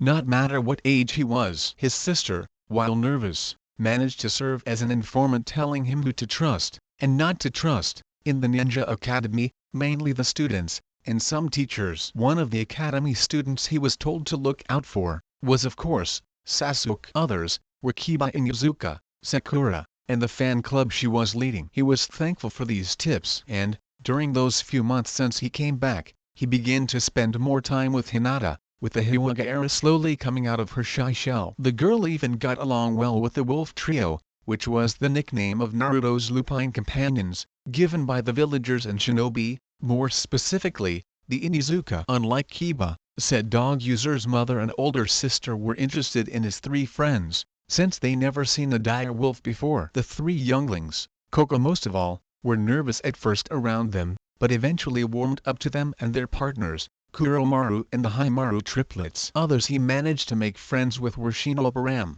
Choji Akimaki, and Shikamaru Nara. All three were clan heads, and were decent to be around, even if one, who was smart, but was a bit lazy, while his big bone paddle ate more than a wild boar. Now, today was the day they finally graduated from the academy, and after that placed into teams. He was sitting next to Hinata, along with the trio, with the former giving one of them a decent pat ahead. Them and their classmates were waiting for their sensei to arrive, with many of them being loud. Of course that ended when Iruka came through the door and told the students to shut up by using his big head jutsu. Naruto could only grin. He had only known for a few months, but he had already warmed up to the Chunin Academy instructor. He may act like a tough teacher, but he cared about his students greatly. Okay, now that I have your attention, it's time to go through the final exam before you graduate. You are to do 3 of the academy basics, and if possible, perform a bonus jutsu you may have learned, Iruka said, and picked up a clipboard. We will by alphabetical order.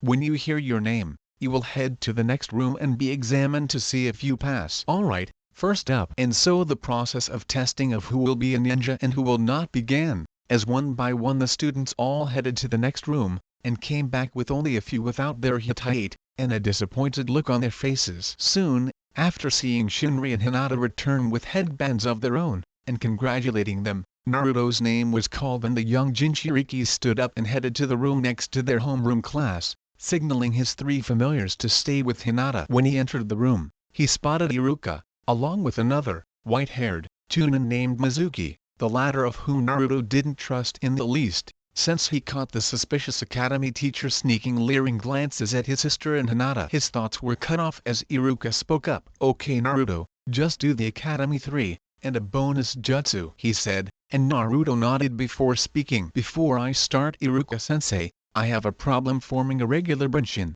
so, is it alright for me to make a substitute in lieu of that? He said, making Iruka blink. Before he nodded with that, Naruto performed the Karimi no Jutsu, the Henge no Jutsu, and finally, after placing his fingers into a cross-shaped hand sign, made the cage bunshin, which greatly surprised Iruka and Mizuki, the latter cursing mentally. Great job, Naruto, Iruka said, and Naruto nodded before he began to perform another pair of handshakes. Tora, Ushi, Ainu, Usagi, Hibi. After making the hand signs, and putting in as little chakra as possible, Naruto called out the name of his jutsu, Futen, Daitapa no Jutsu. With that he blew out a gust of wind from his mouth into the room. Although it wasn't very strong, it was enough to force the 2 Chunin to cover their faces while catching flying pieces of paper. After the gust ended, and the 2 mid-level ninja gathered up all the papers, Iruka took a deep breath to compose himself. Well done, Naruto. You passed. Come and get your hitate and return to the homeroom class, he said, and Naruto nodded as he walked forward, picked up a black-clothed hitate and wrapped it around his head. After giving a bow to the 2 Chunin and left the room back to his classmates. Half an hour later, outside the academy building, Naruto breathed a sigh as he stood outside, watching as the newly graduated ninja were being congratulated by their families and relatives as he,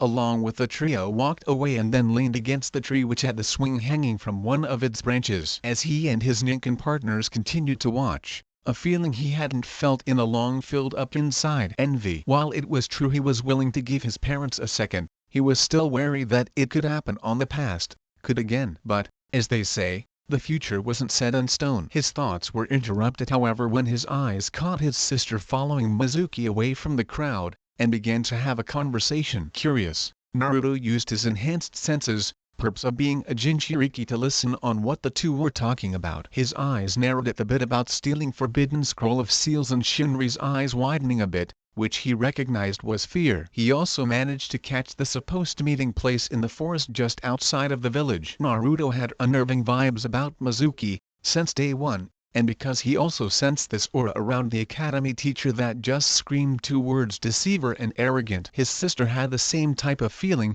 but unfortunately wasn't aware of his shiftiness. "You guys thinking what I'm thinking?" he asked his partners. "Yeah, I bet anything that Creep is setting your sis up," said Kibo. The three wolves mentally nodded in agreement with the young Biu, while Naruto also nodded. "I think it's best we keep an eye on her," Naruto said. "We'll see what Mizuki has planned." Hours later, Hokage Tower. It was now nighttime as most of the village had now gone to sleep, with the exceptions being the shinobi and Anbu on night guard detail. However, this peaceful night was broken due to the theft of the Scroll of Forbidden Seals, and all Jonin and Chunin ranked ninja were gathered at the Hokage Tower, and were informed of who it was that stole the scroll. "What? Shinri-san stole the Forbidden Scroll? But why did she do it?" "Doesn't matter why she stole it. We have to get it back before it falls into the wrong hands." "Enough!" shouted Minato, and all the gathered shinobi looked to their Hokage. "Now I don't understand why Shinri would steal the Forbidden Scroll. What I do understand is that she's possibly being manipulated by someone." All the shinobi began murmuring at that line. "You don't think it's the dem?" whispered one foolish Chunin, but who was unfortunately not silent enough, as a hand grabbed him by the scruff of his shirt and was forcibly turned around and staring into the glaring eyes of a very protective mother. "Just what were you about to finish, Chunin?" she growled out, with a more tense tone on the Chunin as said ninja gulped in fear. "And nothing, Kushina-sama," the frightened ninja squeaked out. "That's what I thought," she said, and roughly released him. Minato could only sigh at the foolishness that some of his ninja possessed. His wife already caught at least 4 Jonin and 8 Chunin who had dared utter that their son was a demon, and were treated to a Kiwabi chakra-infused punch to Nami no Kuni. Continuing on, "All ninja are to spread out and find Shinri, and bring her back here unharmed," he said with strict tenseness at the end. "Now, go!" With that order, all the ninja scattered and went looking for the daughter of their Hokage. Kushina was hopping from roof to roof like a cheetah, her mind set on not nearly losing another of her children again. Cabin outside village. Shinri landed in the spot where Mizuki had told her to go. The Forbidden Scroll wrapped tightly around her arms. She was sweating nervously, not just because she stole a very important scroll, but because of what Mizuki told her. "So, you made it. That's good." She snapped her head the familiar voice, and saw Mizuki standing there with an evil grin plastered on his face. Shinri glared back at the treacherous Chunin. "You can have this after you tell me," the red-headed girl shouted, while the white-haired traitor just chuckled. "Of course, my part of the deal of why your parents begin to neglect your demon," he began to say before he was cut off as the girl snapped at him. "My brother is not a demon, you asshole," Shinri shouted, and Mizuki groaned in annoyance. "You know, I hate interrupting brats," he said, while Shinri's grip on the scroll tightened and she prepared to bolt. "As I was saying, the reason why your parents begin to neglect your dear brother," he said the word brother like it was a bad taste in his mouth, "was because of a genjutsu that was placed on them before the two of you turned 4. It was a plan by my master to make that little punk hate you, your parents, and the entire village of Konoha." He then sighed in annoyance. However, that plan backfired, when he was only sad, and not angry, and instead, trained to get stronger while he was forced of death, and came back 5 years later with those wolves that follow him around everywhere. Shinri's eyes widened at this. So, it was really not her parents' fault that Naruto was neglected, but someone played a hand in it, and what forced her brother away. She gritted her teeth in anger at this info. "Who placed the genjutsu? Tell me," she said, before she drew a kunai and aimed it at the scroll, making the Chunin's eyes narrow dangerously. "Or I'll slash the scroll to pieces." The Chunin said nothing at first, before grinning again. "Now you wouldn't do that," he said before he rushed the surprised girl and grabbed the hand with the kunai and backhanding her to the ground. "Now that I got what I came for, I don't need you anymore," he said, as the grin got bigger and more menacing. "But first, I'm gonna have some fun with you." He then dropped the scroll and began to walk closer to the dazed girl, and reached his hand out to grab her, only for a mouthful of teeth to chomp down on his hand, and draw blood. "Get off me!" he yelled in pain as the dire wolf held onto his arm in a vice-like grip. He attempted to grab kunai, only for a second mouth of teeth to chomp on his forearm, causing him to scream in agony. As this was happening, Basho and Naruto landed near Shinri, while the former licked the girl's face to wake her up. "Ugwa! Basho," she said, and then looked up and saw her brother. "Mi-san." Naruto nodded and turned back to the scene where Koka and Katatsume were still holding onto the struggling Chunin. He then gave a sharp whistle and the two young wolves let go of the traitor and went back to their friend's side. Mizuki turned in their direction and his eyes narrowed at seeing Naruto. "You," he growled. "Hey, Mizuki-tem, I see you enjoy making people's lives as miserable as always." The young man taunted. "Shut up you damn punk," he shouted as he grabbed the Fuma shuriken on his back. "I'm gonna enjoy killing you, to hell what the old mummy says." Naruto quirked an eyebrow at that. "Old mummy?" he thought, as Mizuki began to spin the massive shuriken in his hand, as his face began to show signs of slight insanity. "I'll finish you in one blow. Now die." He then leaped forward, intending to kill the Hokage's son, only for a tendril of green chakra to suddenly manifest and slam the traitor back into a tree, dazing him. Shinri's eyes widened in shock as she saw a cloak of the flowing green chakra begin to form around her brother. For some reason, the chakra was warm and comforting. What she could not see was that Naruto's eyes had changed into that of a wolf's as they glared at Mizuki, who was regaining his senses, and when he saw the chakra cloak, his own eyes widened in surprise. "Why, he whispered slightly in fear as he saw lupine eyes bearing down on him like he was a sheep to the slaughter. "Yeah, I am," he growled out in a slight guttural voice. "And now, I'm gonna beat your ass so hard, you will never be a shinobi again." With that, and without warning, Mizuki felt a foot slam into his cheek before flying and smashing through two walls of the shack, and into the darkness of the forest. The first Jinchuriki of Kibo then drew his wakizashi from the saya on his back, before turning to his sister and lupine companions, the former still shocked by what she was seeing, as her brother said only two words: "Stay here." With that, he took off deeper into the woods after Mizuki. Shinri was watching her brother head into the woods, all the while thinking what that green chakra was, and why his blue eyes turned from a cerulean blue to a lupine yellow-brown. However, before she can ponder this, Shinri turned and saw her mother coming toward her. "Ka-san," she said, happy to see her. Kushina finally reached her daughter before embracing her, as Shinri shedded tears. "Ka-san, I'm sorry. I didn't mean to." "Mizuki." She said only for Kushina to hush her and telling her it was alright, before she broke the embrace and made her daughter look at her with a look on her face that was firm. But Shinri could see in her eyes that the older redhead was planning to kill her former academy teacher. "Where is Mizuki?" she asked firmly, and Shinri remembered before looking toward where her brother went after Mizuki. "Naruto ni." He had some green chakra flowing around him. He then proceeded to beat Mizuki to a pulp before kicking him that way, she said, pointing in said direction, as Kushina's eyes widened at that info, before they turned determined and got back her daughter's attention. "Listen to me. I want you to stay here with Naruto's wolves until I get back with your brother. You understand?" she said with finality, and Shinri nodded before Kushina stood up and went in the direction that her son, along with the white-haired traitor, went, praying that her son will be alright with Naruto and Mizuki. Mizuki grunted as he slammed, back first, against a tree. The traitor's body was covered in bruises, cuts, and stab wounds, with one of his eyes swollen shut. "This is ridiculous. He's supposed to be a wet behind the ears genin, yet he's beating me around like an elite jonin," he thought in rage, as Naruto stood on a tree branch looking down on the Chunin traitor with his lupine eyes filled with contempt and pity. "With more of the former than the latter. TFT. And you call yourself a Chunin," he said mockingly. "What a pathetic waste." Mizuki growled as his unswollen eye glared at the blonde teen. "Shut the hell up you brat," he yelled back as he tried to stand. Naruto's facial expression didn't change in the slightest. "It's true, you were so arrogant that your greed for power was overwhelming, making you stupid and weak," he taunted, planning on making the Qin even more pissed off. "And it worked like a charm." "I said shut up," the fallen Chunin roared as he pulled the kunai from his holster in a vain attempt to kill this kid. However, unseen to Mizuki, Naruto created 4 Kage Bunshin, which one appeared and connected a knee to Mizuki's stomach, forcing the white-haired to gasp, before he was kicked into the air thrice. His eyes were closed in pain as the real Naruto appeared above him. "Now, Okami no Odori," he said lowly, before a flurry of slashes and stabs were inflicted upon the foolish traitor who could not scream because of the amount of pain he was in. It went on for a full minute until the two came back to earth, Mizuki with a loud thud, while Naruto landed in a kneeling position. Naruto looked at the form of the traitor, and could see he was still alive, albeit barely. "Okay, I may have went a little overboard," he said as his chakra begins to vanish,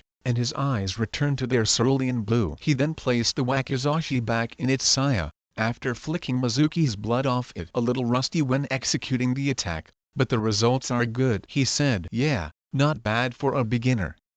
Uh-oh. Naruto blinked at his partner's words. Before his own eyes widened, he snapped his head around, and his heart sank to his stomach. There, standing with a shocked expression on her, clad in her Jonin uniform, was his mother. Oh snap! Chapter 5. The talk and teams. Naruto remained frozen as he and his mother, who still had a shocked expression on her face, both looked at each other. Neither of them knew what to say, but when Kushina saw her son about to make a move to bolt, she immediately acted. Naruto, wait, he said, trying to sound as calm as possible, as she immediately began to walk toward him. Please, don't run. Naruto remained standing still as Kushina continued to approach. It felt as if it took hours for her to finally be near and knelt down to his level, and she placed her hands on her son's shoulders. Sochi, it's okay. I'm not angry, she said. I promised you that I wouldn't ever hurt you again, and I still intend to keep it. I don't know what's going on here, but if what I saw is anything. She stopped and then placed one hand on her nervous child's face. I dealt with other Jinchuriki besides myself and your sister Naruto, and I know the difference between a pseudo and a full one, she said. When I felt your chakra, it was on par with the Kiwabi. Naruto gulped, as he felt like a bug under a microscope. I know you don't fully trust me, your father, or even Shinri yet, but I won't throw away the hard work I did to win it back, by pressing you, she said, causing the blonde's eyes to widen. He could still remember all the good things Kushina and Minato did to win back their son's graces, even giving a congratulation party after his graduation from the academy, with his sister even suggesting having her party after Naruto's, before the whole debacle with Mizuki. We all love you, Naruto, she said, causing Naruto to mentally gasp in surprise. And we'll still love you, no matter how hard we'll work to get it back. Naruto still didn't say anything, but just nodded as his posture relaxed somewhat. Kushina smiled a bit as she looked at her only son. Just as the ANBU arrived, Kushina informed them that everything was alright, and said that she will return the tower, before she ordered Mizuki to restrained and taken to Ibiki. After that, the mother and her two children, with the wolves and scrolling toe, went back to the Hokage Tower. 1 hour after Mizuki's capture, Naruto was nervous as he sat in his father's office along with his mother, sister, the Sandaime, and also, not so surprisingly, his surrogate sister, Yugao, who, wearing her ANBU mask and cloak and a comforting hand placed on the blonde's shoulder. He had a feeling that he would have to explain his now real status as a full Jinchuriki, but not this quickly and not this soon. Of course he didn't know how his family will take that he is the Jinchuriki of the child of the Kiwabi. Sitting behind the desk, Minato gave a sigh as he looked at his son who, although appeared to be calm, was trying to fight off the nervousness he was feeling at being put in the spotlight. He was thankful those old crones, Homura, Kilaru, and most of all, Danzo weren't here. They would probably have pressured Naruto to reveal everything he knew, and what, according to Kushina and Shinri, the green chakra was. Deciding to begin the conversation, the Yondaime spoke up. Naruto, he said, I know you've been back for only a few months, and that's probably not enough to earn your full trust back. He then straightened in his chair. But one thing is for sure, you use something that is normally associated only with true Jinchuriki, and while you had a small access of the Kiwabi's chakra after the attack. He then took a deep breath and stopped himself. I'm not angry with you, Naruto, neither is anyone else. I know you want to keep whatever it is, you know, a secret. But please, when you feel like telling us, don't be afraid to. He then turned to Shinri, who didn't even bother hiding how nervous she was. As for you, young lady, Minato said in a firm stern tone, even though we now know it was Mizuki who was manipulating you, you had been training as a shinobi since you were 4. How come you didn't come to us, or at least hold Mizuki long enough until help arrived? Or most of all, why didn't you tell me or your mother? Shinri winced a little at that, but she managed to answer. He had information that I wanted, and said he'll give me the answers if I gave him the scroll, she said, causing everyone to raise an eyebrow at that. Information about what? Shinri-chan, said Hiruzen, as the young redhead lowered her head down at that. The true cause of why Toussaint and Kasan neglected Ani-san. That bit of info sent the two parents and Naruto in a loop. What did he tell you, Musume? Minato asked. Shinri was hesitant at first, but eventually managed to speak it out. He said that a genjutsu was placed on you and Kosan by the time just before we turned 4, and the plan was for Naruto to begin to despise you, and force him away from the village, she said, making the eyes of the two parents and Naruto's to widen in shock. Of course the plan backfired, and Naruto only went into the forest of death out of sadness and a need to get stronger. As she finished that statement, Naruto began raking his brain for whoever might have gained something for placing a genjutsu on his parents. He was not alone, as his father and Hiruzen were also searching in there as to who placed the genjutsu, their suspect list being short to at least 5 individuals: Homura and Koharu, Danzo, Orochimaru, or the masked man who caused the Kyuubi to attack the village 12 years ago. Minato immediately eliminated the first 2 as suspects, because despite being renowned ninja in their prime, their age and transition to politics had made them slack in their training. Not to mention that despite their grumblings about how the 4th Hokage ran the village, they weren't foolish enough to incur his wrath. Orochimaru could have done it for obvious reasons. 1. He wanted revenge against Konoha and Minato, for both denying him the position of Hokage, and 2. He would have manipulated Naruto to his own devices, and possibly offer him training in order to wreak retribution on his family. As for Danzo, he was adamant in having Naruto made as a weapon molded for the village, and if Naruto would have left the village, his route would be waiting to snatch him and take him to his base to be brainwashed into only serving him and him alone. The masked man. Well, he wanted the Kyuubi to destroy the village, so it was possible he tried to get Naruto to leave the same as Danzo. Naruto chose that moment to speak. I remember something that Mizuki said, he said, getting the others' attention, something about an old mummy and, what he said. Minato and Hiruzen's immediately narrow at that, knowing that Danzo was called that not-so-affectionate nickname by the ninja and villagers alike. The young Hokage about ready to order an investigation on the old bastard right now, and squeeze any information he knows, until he gets a confession. He then took a deep mental breath to calm himself down, knowing that getting angry was not gonna help matters. "Alright," he said as he stood up from the chair. "It was a hectic for all of us, so I think it's best we turn in for the night." He then looked at his children. "In a week your teams will sort it out, and on that day, head to the academy at 10 a.m. sharp," he said to them as the son and daughter, and they stood up along with Kushina as they along with Yugao left the office and headed back home. When they were gone, Minato looked to Hiruzen with a serious look. "I swear, Hiruzen," he growled, "old friend of yours or not, when I find proof that it was him, I'll personally kill the mummy son of a bitch, myself." Hiruzen didn't at first, before sighing tiredly. "If Danzo is really behind your neglect of your son, Minato, we need to find some serious incriminating evidence that it was him," Hiruzen advised. "In order to do that you must read his next move, and when you have him cornered, you must strike." Minato nodded at that. "I know, Sandaime-sama," he said, and gave a tired grin to the old man. "I knew I made the right choice in making you my advisor. Unlike your former teammates, you don't bitch or give some lame-ass excuse about something like the good of the village or something like that." Hiruzen chuckled deeply at that. "My boy, I may love the village like my own family, but there are times when the patriarch of the family has to put their foot down and tell the quarreling family members to shut up," he said humorlessly before he and his successor began to laugh at the truth of it all. The 2 men stopped laughing and Hiruzen sighed before lighting his pipe,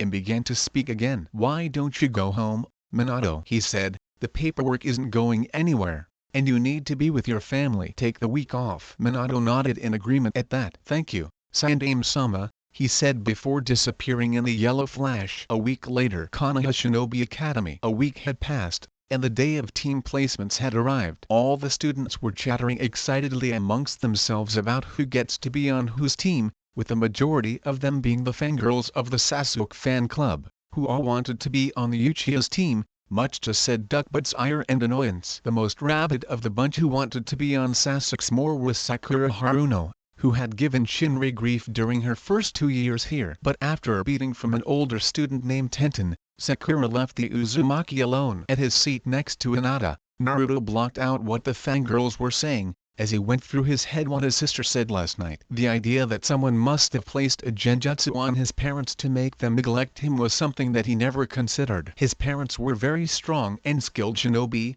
so it had to be someone that was equal to, or stronger, to them. Not to mention what the treacherous academy teacher said of an old mummy, which got him more puzzled. However, his thoughts were interrupted as Iruka stepped into the classroom, a clipboard in hand. After getting the class to calm down, which of course he had to use his big head no jutsu, Iruka cleared his throat in order to begin the team assignments. "Well class, today's the day. Time for you to be sorted into teams," he said as all the young shinobi to be gave smiles. "Now, for Team 1." And so from Team 1 to Team 5 the students' names were called, with the fangirls groaning or whining that they couldn't be in their cue gag noises Prince Charming's team. "Now for Team 6, Shinri Uzumaki," said Girl perked at this. Naruto Uzumaki. Naruto and the wolves paid attention while his sister smiles, happy that her brother was on her team. And Hinata Hyuga. Hinata smiled at that, glad to be on Naruto's team. A slam could be heard as Kiba's face was implanted into the desk,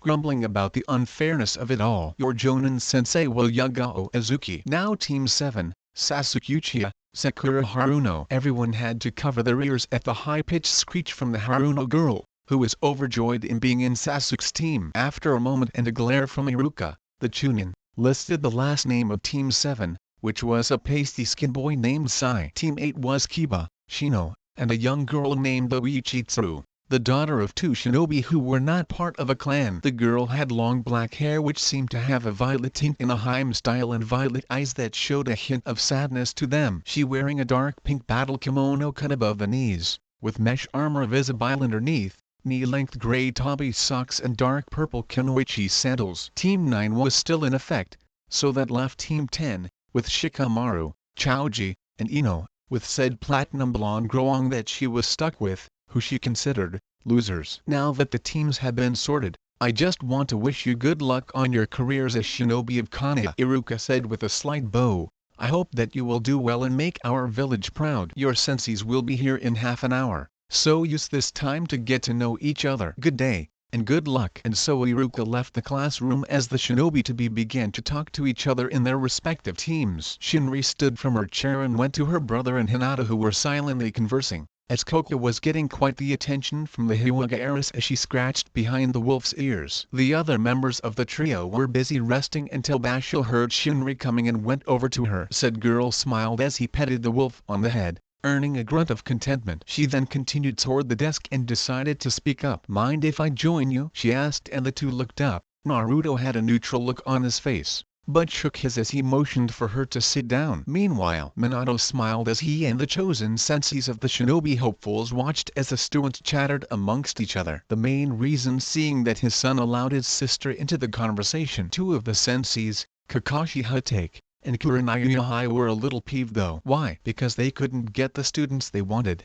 with Kakashi wanting his sensei's children, and Kurenai wanting Hinata. They had an argument with the Hokage about this issue, but Minato told them that this was his decision and that was final. They were of course relieved that Iwagawa was their sensei, knowing that she will protect them, while also able to teach them properly. Still, it didn't help that they didn't have them in their respective teams. Kurenai then looked at the young girl she was charged with, Oichi. Apparently this poor child's parents, who were prominent in the skill of Kenjutsu and Bujutsu, were killed a few years ago when on a mission for the village. The kunoichi to be was quite knowledgeable in medical jutsu and shuriken jutsu, but held herself back from any high standing in order to avoid attention. Kurenai couldn't help but pity the girl, and decided that she will help her in any way she can. Half an hour later, soon after the teams got to know each other, the senseis began to arrive and pick up their students. When Team 6's sensei arrived, Naruto looked to the door, and almost instantly, he recognized Iwagao,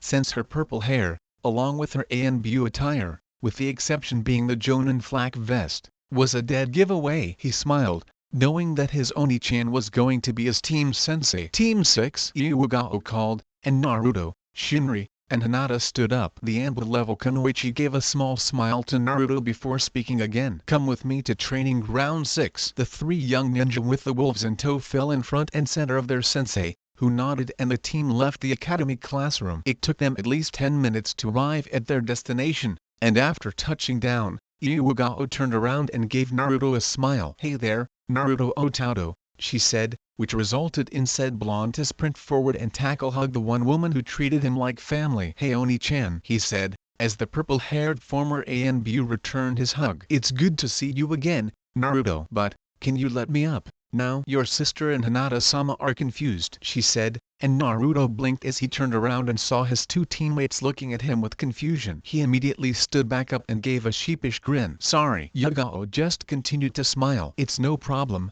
Otato-kun, she said, and noticed the wolf trio giving her curious glances as they sniffed at her. My, aren't we the curious types? Naruto sighed, and whistled for them to come back to them, which they did. After thanking Naruto, Yagao began to introduce herself. My name is Yagao Azuki, former ANBU operative and now Jonin sensei of Team 6. She started, my likes are moonwatching, Kenjutsu, my surrogate younger brother, and a certain someone, who I will not tell you about. Naruto snickered a bit at this, but a small glare from Yagao shut him up as she continued. My dislikes are hypocrites, rapists, sexists, and child abusers. My dreams for the future are to marry that certain someone, and training you three into great shinobi. He smiled at the end as she looked at them all. Now, in the same order I just did, state your name, likes, dislikes, and dreams for the future. One by one, the three genin hopefuls of Team 6 stated their names,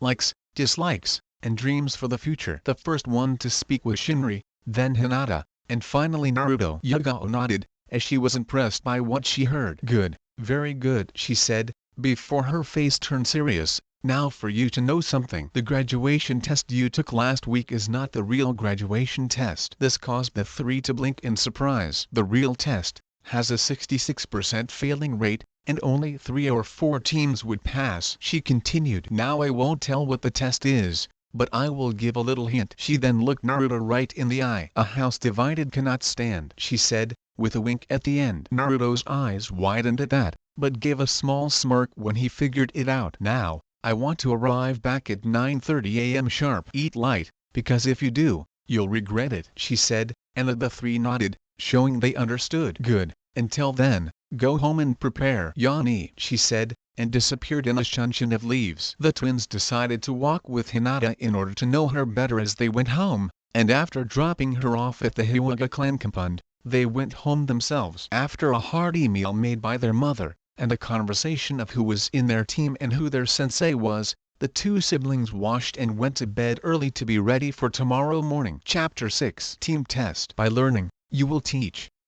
By teaching you will understand. Training Ground 6. Kane. Team 6 arrived at the training ground, after waking up at 7 a.m., getting a light breakfast, and doing some light training before arriving before 8:45. The three humans, along with the three wolves, were all waiting for their sensei. In the meantime, the twins along with Hinata were all conversing while giving the familiars some attention as well. By the time that 9:30 came up, Yuga arrived in a shunshin, and the three shinobi to be snapped to attention, along with Naruto's familiars. Yagao smiled a bit, and nodded her head. Good, you're all alert, she said, before immediately getting down to business. She pulled out a timer, and a duo of bells from her ninja tool pouch, and placed the former on a tree stump. I've set the timer to go off at noon. You have till then, to get these, she said, holding up and jingling the bells, off of me. If you don't, you fail, and head straight back to the academy for another whole year. That info made the three on edge. None of them want to go back to the academy. Naruto more than most,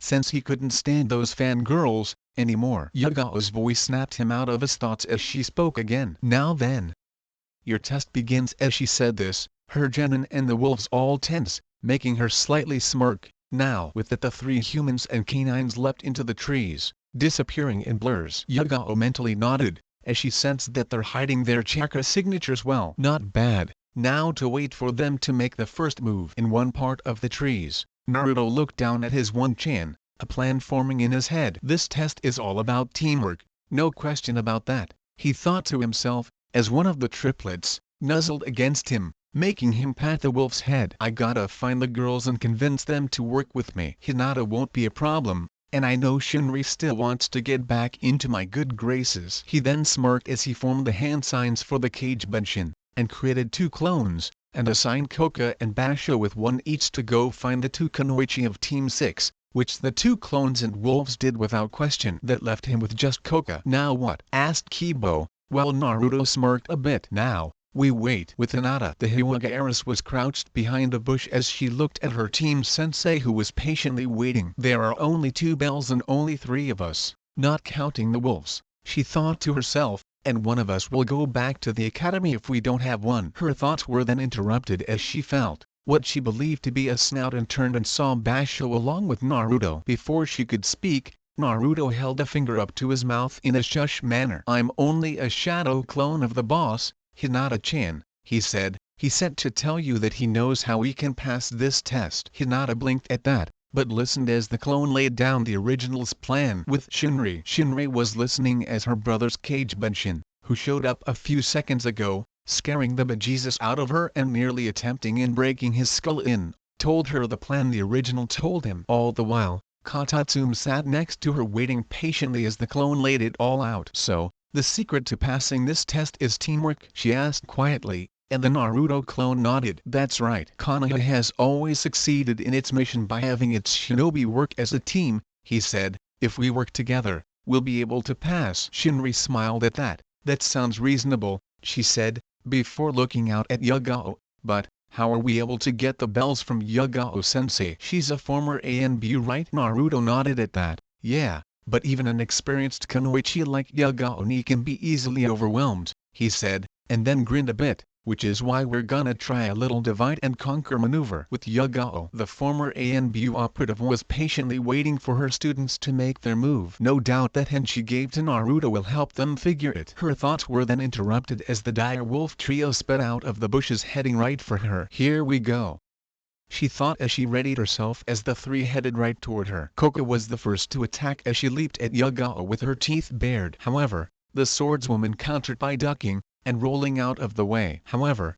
Basho then rammed into her, sending her flying, but she managed to land on her feet. Then Katatsume appeared behind her and clamped down on her leg, eliciting a wince from the former ANBU. Then all of a sudden she heard the sounds of the clacking of ninja sandals and turned and saw Naruto and the girls charging at her, along with the two other wolves. Thinking fast, she pulled out a smoke bomb and threw it at Katatsume's head, surprising the wolf and causing him to let go. The area was then shrouded in smoke as Yugao used it to her advantage to keep her would-be students on her toes, using taijutsu, instead of her sword to keep them at bay. "Arper Newton, if my action scenes suck, I apologize." "You're going to have to do better than that," she said. "I was an ANBU operative for a reason." She continued her spar with the graduates and wolves for a good amount time, which was constantly throwing Naruto into a tree, Shinri with only her head visible due to Yugao using the headhunter jutsu, and delivering a few precise hits on Hinata. Of course she had to dodge, kick, or use smoke bombs to keep the wolves away. Of course, they landed a few hits on her as well, such as when Naruto used his wakizashi to give her a light cut and almost getting the bells. Hinata delivered a chicken strike to her right arm. Shinri tried to ensnare the purple-haired woman with her chakra chains, and almost succeeded. However, soon enough the clock reached noon and the buzzer screeched out telling the ninja team that the match was over. "Alright, that's enough," she said, and looked at the tired preteens. "You both did well, but unfortunately you didn't get a bell, so." She then noticed, however, that Naruto was smirking and then held up a pair of silver bells, and she blinked. "What?" she said, and looked back to check if it was a genjutsu, and noticed they were gone, with the only thing remaining was the red string. "How?" The two younger females smirked at that, as Naruto began to speak. "The first smoke bomb that you used to hit Katatsume with was also the perfect cover for one of my clones to sneak in and cut the bells off," he explained. "The rest was just to keep you distracted before you noticed." Yugao couldn't believe this, but in the end, she could only smile. "Well done, but who are you going to give the other bell to?" "Naruto," she said, and blinked in surprise when Naruto tossed both of the bells to his sister and Hinata. "If I go back to the academy, I can just the time to train more," Naruto said, "and I can also teach the next class a few things most of the other instructors couldn't, or just lazy." Yugao was just flabbergasted until suddenly she felt something being placed in her hands and looked at the two bells that were placed in her hands by the girls. "If Naruto goes back to the academy, then so do we," said Shinri, while Hinata nodded in agreement as they stepped back with Naruto as the three wolves stood next to them. Yugao blinked a few more before she smiled ruefully,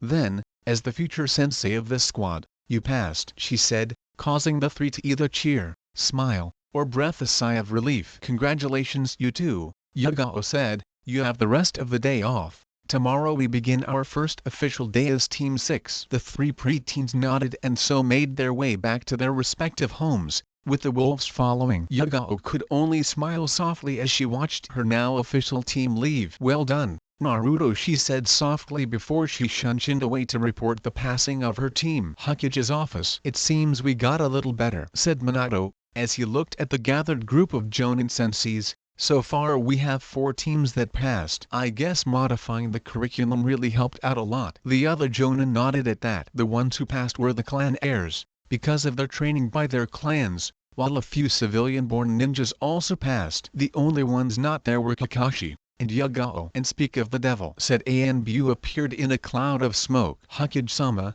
I'm pleased to report that Team 6 has passed their graduation test. They all proven they have the mentality to work as a team, and show much promise to be great shinobi," she reported, and Minato couldn't help the relieved sigh that escaped from him, knowing his children passed along with Hinata. "That's good, Yagao," he said with a grateful smile. "I expect a full later on." Yagao nodded in agreement, before Kakashi appeared, his signature book in his hand. "Yo, sorry I was late," he said a bit sheepishly. "I got lost on the road of life." That caused everyone, including Minato, to develop a shirt drop. "Really, Kakashi?" Asuma said as he shook his head. "That excuse is so old, nobody is using it anymore." Kakashi smiled nervously as he scratched behind his head. "So Kakashi, how did they do?" Minato asked, while Kakashi sighed as he gave his report. "Well, let's just say it was a little chaotic at first," he said. "Sasuke, in Uchiha fashion, arrogantly tried to do it alone, leaving Sakura and Sai behind in the dust." Everyone sighed,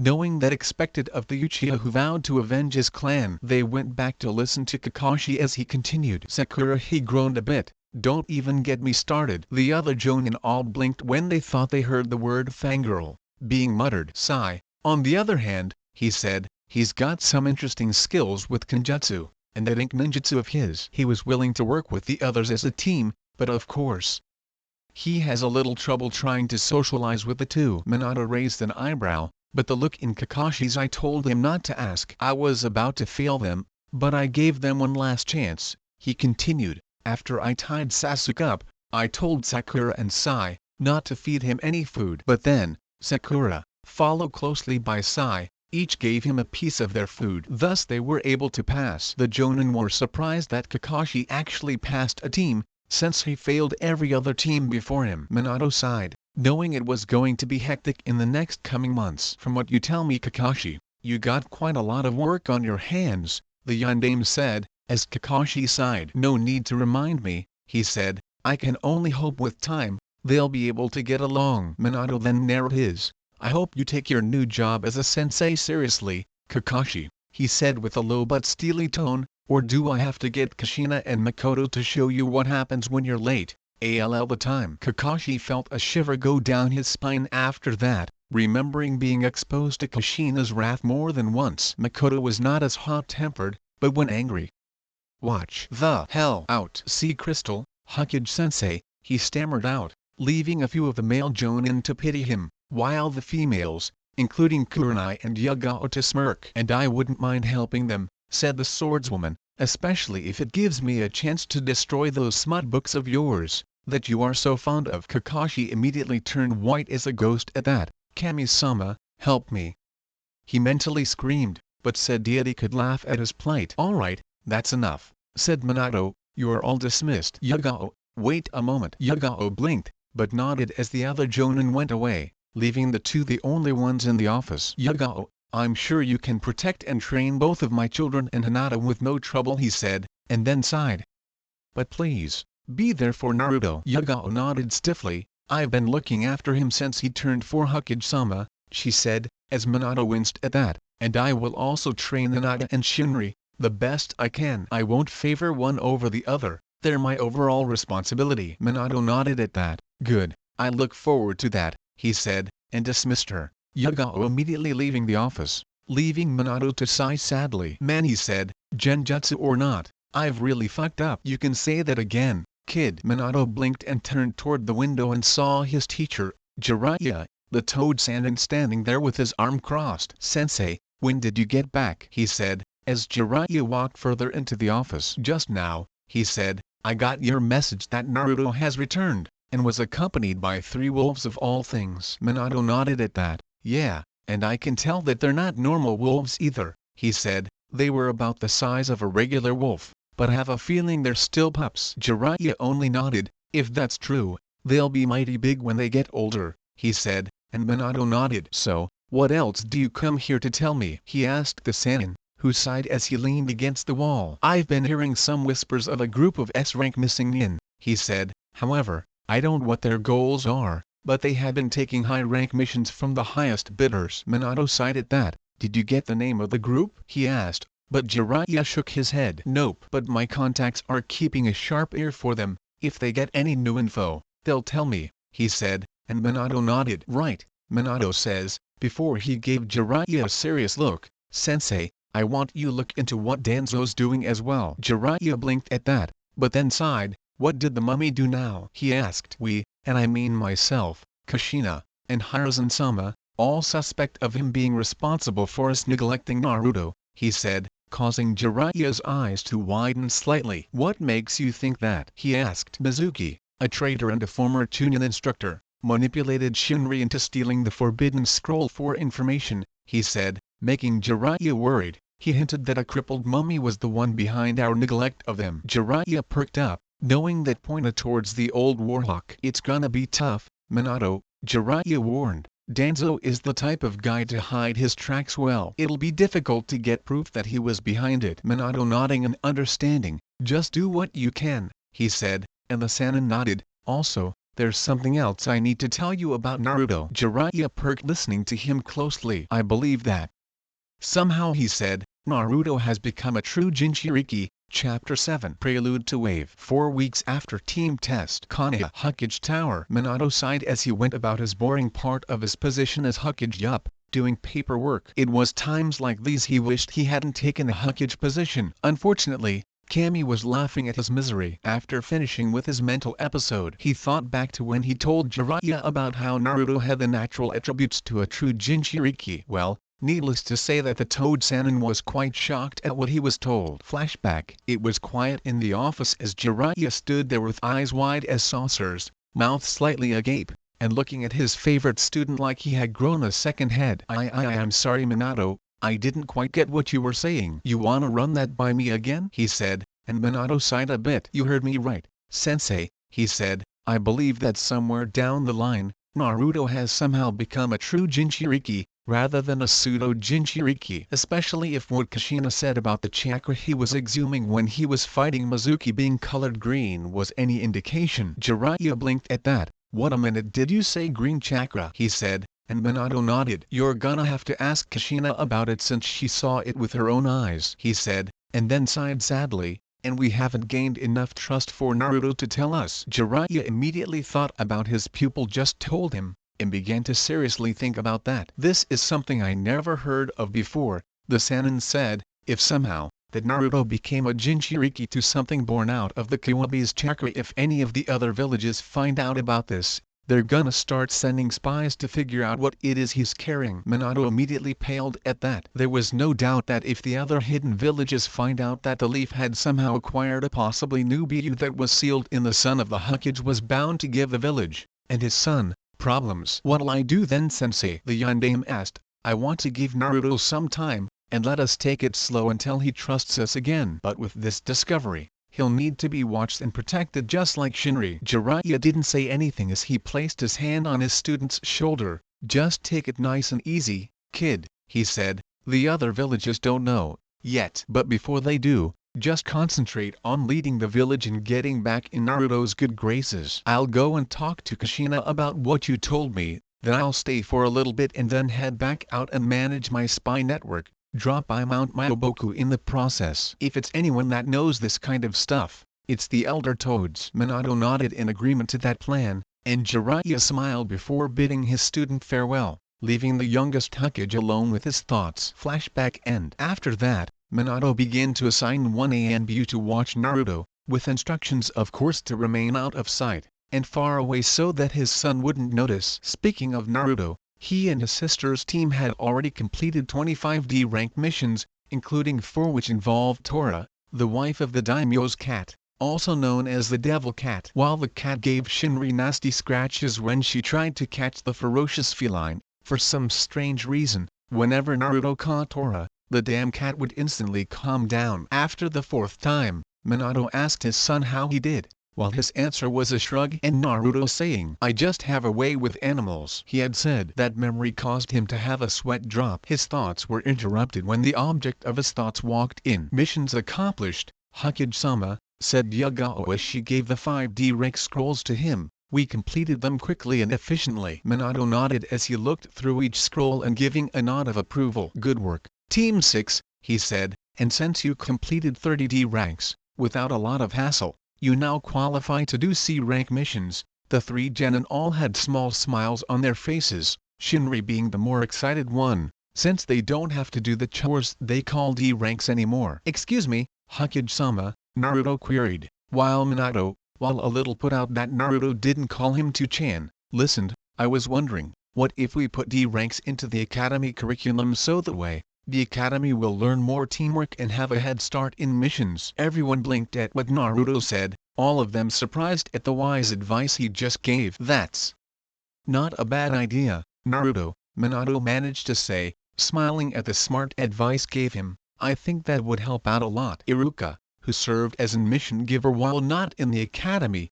couldn't help but smile. While Naruto was only in the academy for a few months, he could already tell he was going to be a splendid shinobi. Yugao smiled softly at her surrogate little brother's advice, clearly proud of him for making such an suggestion. Shinri was flabbergasted at what her brother told their father, and felt a little envious, but couldn't help but feel proud at the same time. Hinata gave a small smile, happy that her crush was being given praise. "Well, if that is all, I will give you the details of the mission. You are to escort Tarzuna, a bridge builder, of Nami no Kuni, back to his homeland, so he could complete the bridge he is building," he said. "It's highly possible that he would be targeted by bandits on his way back home, and thus you need to be prepared while on the road." The three genin nodded at that, before Minato called in the client. And as soon as the door opened, the smell of alcohol hit Naruto's like a sledgehammer as he struggled not to gag or flinch at the smell. The triplets also didn't like the smell one bit,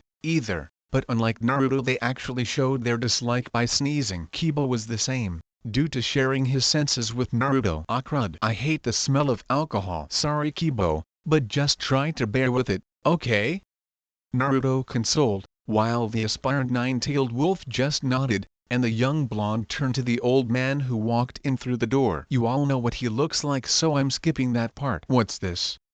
the obviously drunk old said, with some slight slurring in his speech.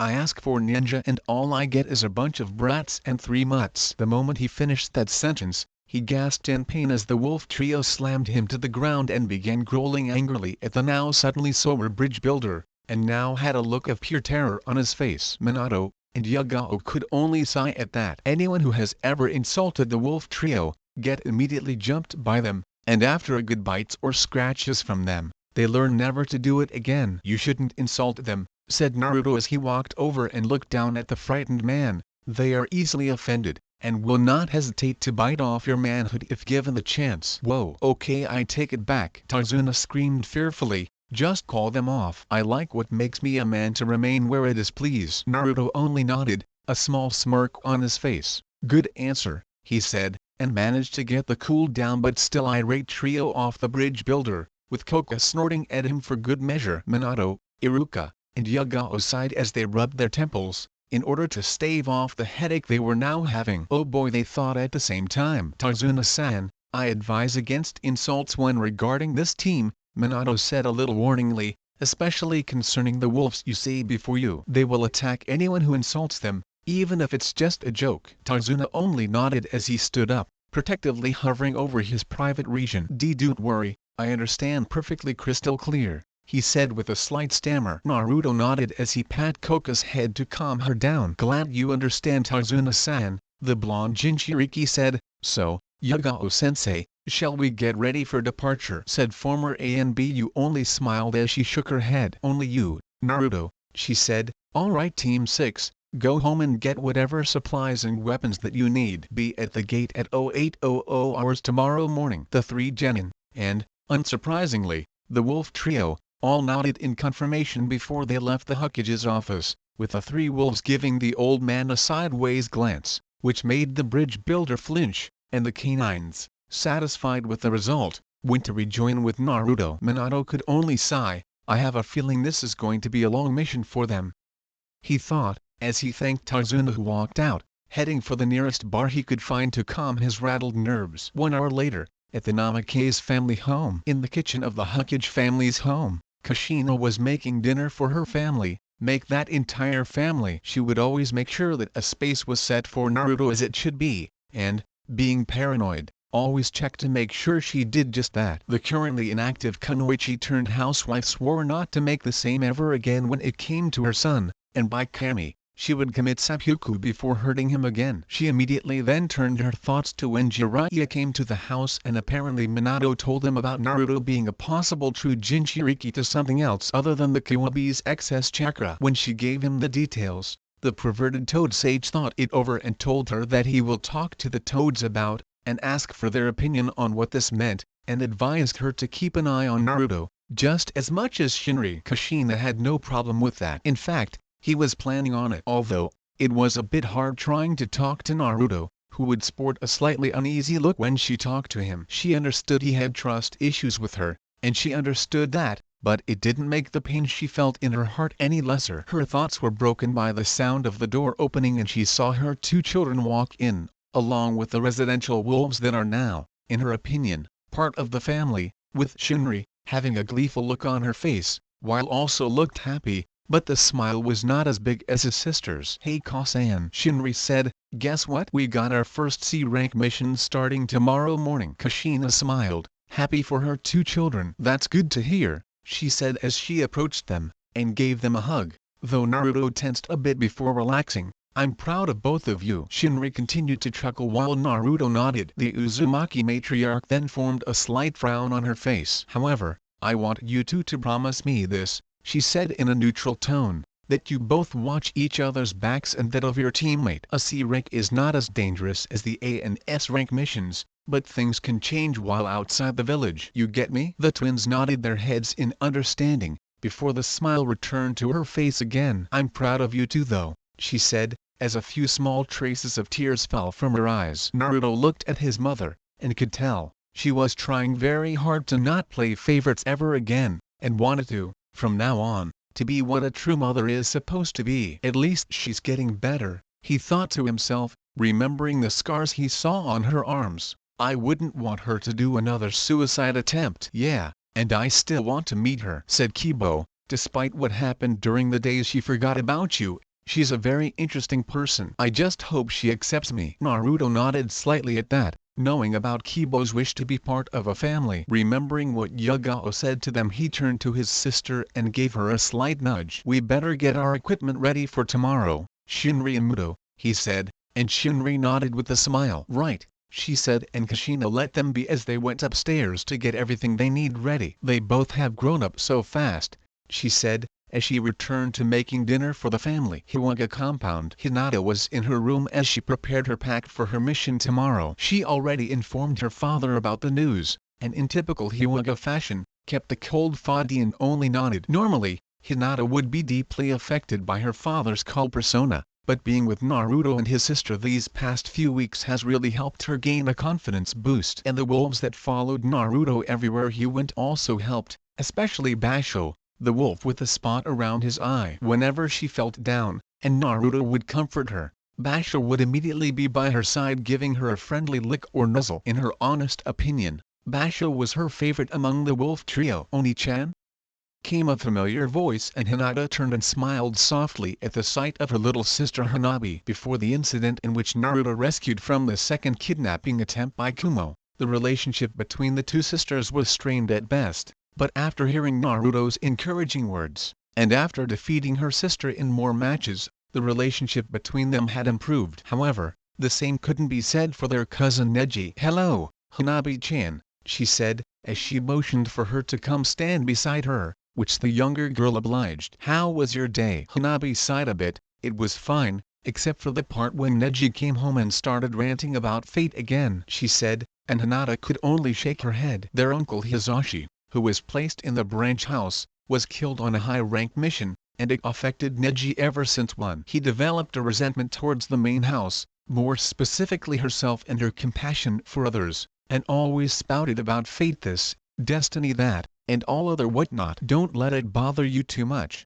Hanabi-chan, Hinata said as she gently caressed her sister's face. You know Uncle Hisashi's death had a negative effect on him, and he feels that it was the main house's fault that he lost his father. Hanabi nodded at that. She hadn't had the chance to meet her uncle, but from what she heard, Hisashi was a person who, despite being in the branch house, and their father in the main house, he never resented his older twin brother for it. The younger sibling then noticed the backpack and the other assorted items. Are you going somewhere? She asked, and Hinata gave a smile. Yes, my team and I have done enough D-rank missions to qualify for a C-rank mission, which will take us outside the village to Nami no Kuni, she said. I believe we should thank Naruto-kun for that, since he came up with the idea of using shadow clones to multiple missions at once. And considering his and Shinri-chan's chakra reserves, they can make a lot. Hanabi's eyes widened at the high number of clones those two could make. Sugoi, she gasped in surprise, and Hinata giggled. Oh yes, a veritable sea of blonde and red hair running through the streets of Konoha doing all of those missions, she said. Saves us time really to get the needed number of D ranks. However, the real Naruto-kun and Shinri stay with me and Yagao-sensei, so we could work on our teamwork and training. Hanabi nodded at that, before she remembered how her sister said Naruto's name, and a sly smirk appeared on her face. Speaking of the former, is he your boyfriend? She asked, and Hinata eeped as she dropped her ninja tool bag, which was thankfully already closed, as a tomato-red blush formed on her face as she snapped her head toward her younger sister. Hanabi, she screeched in embarrassment, and Hanabi just laughed her sister's misfortune. However, she soon regretted as her older sister began to tickle her, causing her laugh harder and uncontrollably. No, Haya Oni-chan, stop. Hey Haya, I'm sorry please, she said between her laughs, but Hinata continued for another 5 minutes until she stopped, leaving the young girl on the floor panting from lack of air. No fair, she said between pants, while Hinata finished packing what she needed. That's what you get for embarrassing me, she said as she zipped her pack up and placed it near her nightstand. Sorry. Couldn't help it, Hanabi managed to breath out before she sat herself back up. Still though, Naruto helped you get more confident, so there's bound to be something between you, right? Hinata stood frozen for a moment, contemplating what her sister said. Nothing is going on between us, Hanabi, she said, but a stray thought entered her mind. Yet the next day, 7:50 a.m., all three of the genin of Team 6 were at the gate waiting for their sensei to show up along with their client. They arrived 10 minutes early, so they used the extra time to check their respective inventories. Before they left home, Shinri and Naruto were both given a bento lunch from Kushina, while she also made one for Hinata, which she told her children to give to the Hyuga once they meet up with her. The three then chatted amongst themselves, while the wolf trio all received attention from them. The 10 minutes passed quickly and Yuga arrived, while sporting a disapproving frown and pulling a certain bridge builder by the ear. When I say we're leaving by 8 o'clock, I meant 8 o'clock, she scolded as the older man was grunting in pain from the ear pull and a massive hangover he has. I said I was sorry, he yelled.